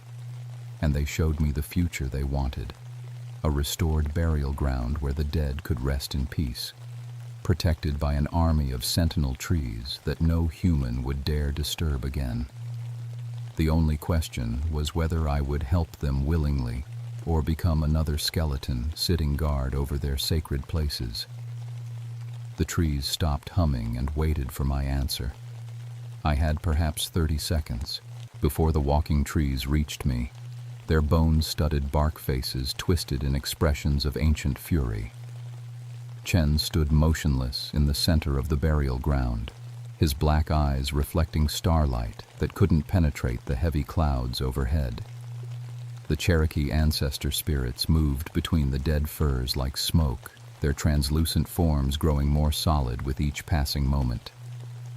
"Wait," I called out, raising my hands. "I need to understand something first." The trees paused, branches swaying despite the complete absence of wind. "You're protecting burial grounds that were disturbed by the logging company," I continued, fighting to keep my voice steady. "But that happened 20 years ago. Why are you acting now?" Chen tilted his head, considering the question. "Time isn't linear here anymore. Past and present exist simultaneously, but the immediate trigger was our weather monitoring equipment." "Weather equipment?" "We drove metal stakes into the ground to anchor our instruments," Chen explained. "Those stakes penetrated the burial mounds. The spirits interpreted it as another attempt at grave robbing." I thought about the standard procedure for setting up temporary weather stations. Metal rods driven deep into the earth for stability, just like Chen described. We'd unknowingly desecrated sacred graves with our meteorological instruments. So this is punishment for something we didn't know we were doing. The Cherokee spirits began to solidify further, and I could see details of their faces now. Not the peaceful expressions of natural death, but the anguish of people whose final rest had been violently disturbed. Some bore the wounds of disease. Others showed the effects of forced relocation. All of them carried a grief so profound it had persisted beyond death. "Ignorance isn't absolution," Chen said. "The mountain remembers every violation, every piece of earth turned without permission. The spirits have been patient for decades, but patience has its limits." The trees resumed their advance, and I could feel their combined will pressing against my mind like a physical force. They were offering me a choice, but it wasn't really a choice at all. Serve willingly or serve as a skeleton. Then I remembered something from my research into Cherokee history. "You're not just angry about the burial grounds," I said, the realization hitting me like cold wind. "You're angry about the removal, about being forced to leave this mountain when the government wanted your land." The trees stopped again. The ancestor spirits turned toward me with expressions of surprise. The Indian Removal Act of 1830, I continued. Your people were forced off this mountain and marched to Oklahoma. Thousands died on the Trail of Tears. The burial grounds were just the final insult. Not even your dead were allowed to rest in peace here. Chen's black eyes widened slightly. You know our history. It's part of my job to know the history of the land I protect. And you're right to be angry. What happened to your people was genocide. What the logging company did to your burial grounds was desecration. But I'm not your enemy. The humming from the trees changed pitch, becoming less threatening and more questioning. I'm a ranger, I said, stepping forward despite every instinct screaming at me to run. My job is to protect this mountain and everything on it. That includes Cherokee sacred sites, whether they're marked on the maps or not. The ancestor spirits began to communicate among themselves in rapid Cherokee, their voices like wind through dry leaves. I couldn't understand the words, but the tone was argumentative, some angry, others thoughtful. What are you proposing? Chen asked. Partnership. Help me survive this, and I'll work with the Cherokee Nation to have the burial grounds officially recognized and protected. No more development, no more logging, no more weather stations or hiking trails through sacred areas. And how do we trust a government representative? Your people have broken every promise they ever made to ours. It was a fair question. The federal government's record with Native Americans was an unbroken chain of betrayals and broken treaties. Because I'm not asking you to trust the government, I said. I'm asking you to trust me, Samuel Ironside, father of 2 daughters, whose word is his bond. I give you my personal guarantee that I will spend the rest of my career protecting this mountain. The trees began to hum again, but this time the sound was almost melodic. The ancestor spirits gathered in a circle, their debate growing more intense. I could see gestures and expressions that suggested deep disagreement about whether to trust me. Chen approached, his black eyes studying me carefully. They're discussing whether you're sincere or just trying to save your own life. Both, I admitted. I want to live, but I also want to do the right thing. Those burial grounds should have been protected from the beginning. And if the Forest Service overrules you, if the government decides the weather station is more important than Cherokee graves, I thought about my daughters, about the world I wanted to leave them, about the responsibility that came with wearing a ranger's badge. Then I'll resign and work with the Cherokee Nation directly. This mountain has guardians now, whether the government recognizes it or not. Better to have them as allies than enemies. The ancestor spirits reached some kind of consensus. The eldest, a woman whose face bore the proud bearing of a clan mother, approached until she was close enough to touch. Her hand passed through my chest, and for a moment I felt the full weight of her people's history, the beauty of their connection to this mountain, the horror of their forced removal, the rage of seeing their sacred places destroyed. But I also felt hope, the possibility that the cycle of desecration might finally end. She spoke a single word in Cherokee, then stepped back to rejoin the other spirits. Wado, Chen translated. Thank you. The animated trees began to withdraw, their bark faces losing the expressions of fury and returning to simple wood patterns. The humming faded to a gentle whisper, and the oppressive weight of their attention lifted from my shoulders. You'll remember this, Chen said, but you won't be able to prove it happened. The spirits are returning this section of Mount Mitchell to normal space and time. Your radio will work again. Your GPS will show the correct coordinates. but the weather data from the past 3 days will show only normal winter storm conditions. What about you? And Martinez and Hayes? Chen looked toward the dead Fraser fir where Dr. Martinez was still embedded in the trunk. As I watched, the bark began to release her, and she slumped to the ground unconscious but breathing.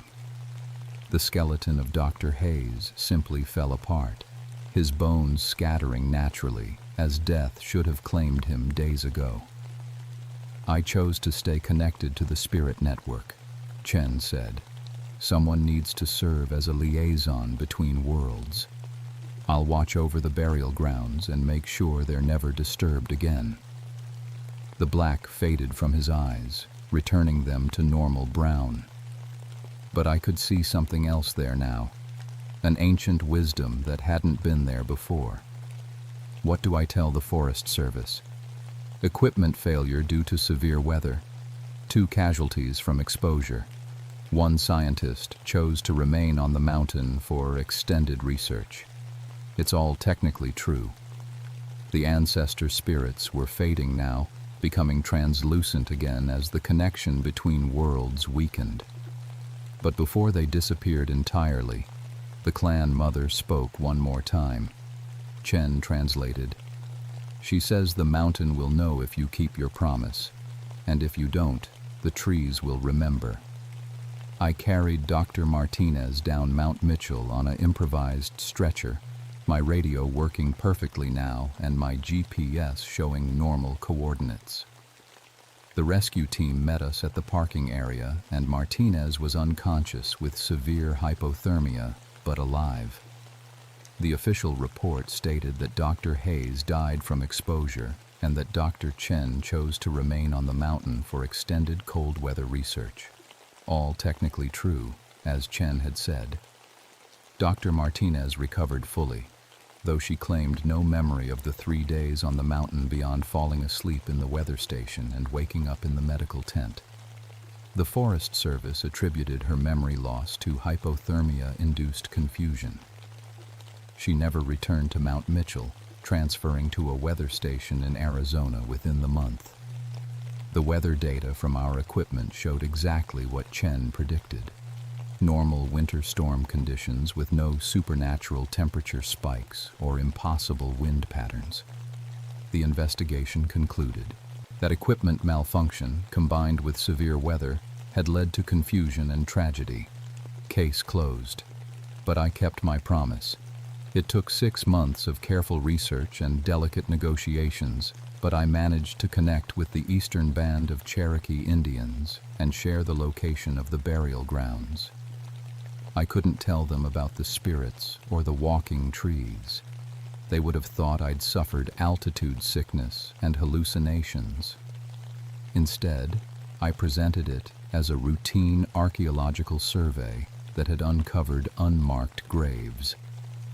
The Cherokee Nation worked with the Forest Service to have the entire summit area declared a cultural preservation zone. No development, no logging, no weather stations. The official designation cited sensitive archaeological sites requiring protection under the Native American Graves Protection and Repatriation Act. I was promoted to senior ranger and given oversight of the cultural preservation program. Tom Crawford thought it was appropriate recognition for my dedication to protecting the mountain after losing a colleague there. He never questioned my sudden expertise in Cherokee history or my insistence on hiring Cherokee consultants for all mountain activities. The Fraser fir die-off continued to spread across the Blue Ridge Mountains, creating vast forests of silver skeletons that tourists found hauntingly beautiful. Environmental scientists blamed the adelgid infestation and climate change. I knew better, but kept that knowledge to myself. Sometimes when I led educational tours through the lower elevations of Mount Mitchell, I would point out the dead trees and explain their ecological importance. Even in death, they continue to serve the mountain. I would tell groups of school children, they protect what's sacred and remember what should not be forgotten. The children would nod solemnly, not understanding the deeper truth in my words. Dr. Chen was occasionally spotted by hikers in the summit area, a solitary figure in winter clothing who would wave from a distance but never approach. When asked about him, I would explain that he was conducting long-term climate research and preferred not to be disturbed. The Forest Service assumed he was operating under some kind of special permit that wasn't their concern. I visited him once, hiking up to the burial grounds on the anniversary of our first encounter. He looked exactly the same as the day I left him there, unaged by a year of mountain weather. The Cherokee spirits were invisible now, but I could feel their presence in the way the dead trees swayed without wind. "Any regrets?" I asked. Chen smiled, and for a moment his eyes showed that ancient depth again. "None. This is where I belong now. The spirits need someone who understands both worlds, the scientific and the sacred. And the burial grounds are safe? Safer than they've been in a century. The mountain watches over itself now." I left him there and hiked, back down, knowing I would probably never see him again. But I also knew the mountain was in good hands, or whatever passed for hands among animated trees and ancient spirits. My daughters are 16 now, and they think their father is obsessed with mountain conservation. They're not wrong. I've spent 8 years ensuring that every square foot of Mount Mitchell is protected from development, that every Cherokee sacred site is properly marked and preserved, that no weather station or hiking trail disturbs what should remain undisturbed. Emma wants to be a park ranger like her father. Lucy prefers archaeology. Both of them have grown up hearing stories about respecting the land and understanding its history. They don't know the full truth about what happened to me on Mount Mitchell, but they understand that some places are sacred for reasons that go beyond science. The official Forest Service records show that the weather station incident resulted in improved safety protocols and cultural sensitivity training. What they don't show is that Mount Mitchell has been removed from the list of potential sites for new development projects. Every proposal that crosses my desk gets quietly filed under environmental concerns or cultural restrictions. Some places are protected by laws and regulations. Others are protected by forces that exist outside human understanding. Mount Mitchell is fortunate to have both. But the Fraser fir die-off continues to spread, and I sometimes wonder if other mountains are awakening their own guardians. There have been reports from the Great Smoky Mountains of hikers becoming disoriented in areas with extensive tree mortality. Strange sounds in the forests of Virginia. Equipment failures in West Virginia at sites where mining companies have been too aggressive with their excavations. Maybe the spirits on Mount Mitchell were just the beginning. Last month, I received a letter from a ranger in Colorado asking about protocols for investigating missing persons in areas with extensive beetle-kill tree mortality. The letter mentioned unusual acoustic phenomena and GPS anomalies that reminded me strongly of my own experience. I wrote back with careful advice about respecting indigenous cultural sites and consulting with tribal authorities before conducting operations in sensitive areas. I also included my personal phone number and a note that said, "If you encounter anything that can't be explained by standard Forest Service protocols, call me immediately." Because I learned something on Mount Mitchell that every ranger should know. The land remembers everything, and some places will defend themselves when pushed too far. Our job isn't just to protect people from the wilderness. Sometimes it's to protect the wilderness from people. The trees remember, the spirits endure, and some promises, once made, bind you to service that extends far beyond your official duties. My name is Samuel Ironside, and I've been keeping watch over Mount Mitchell for 8 years now.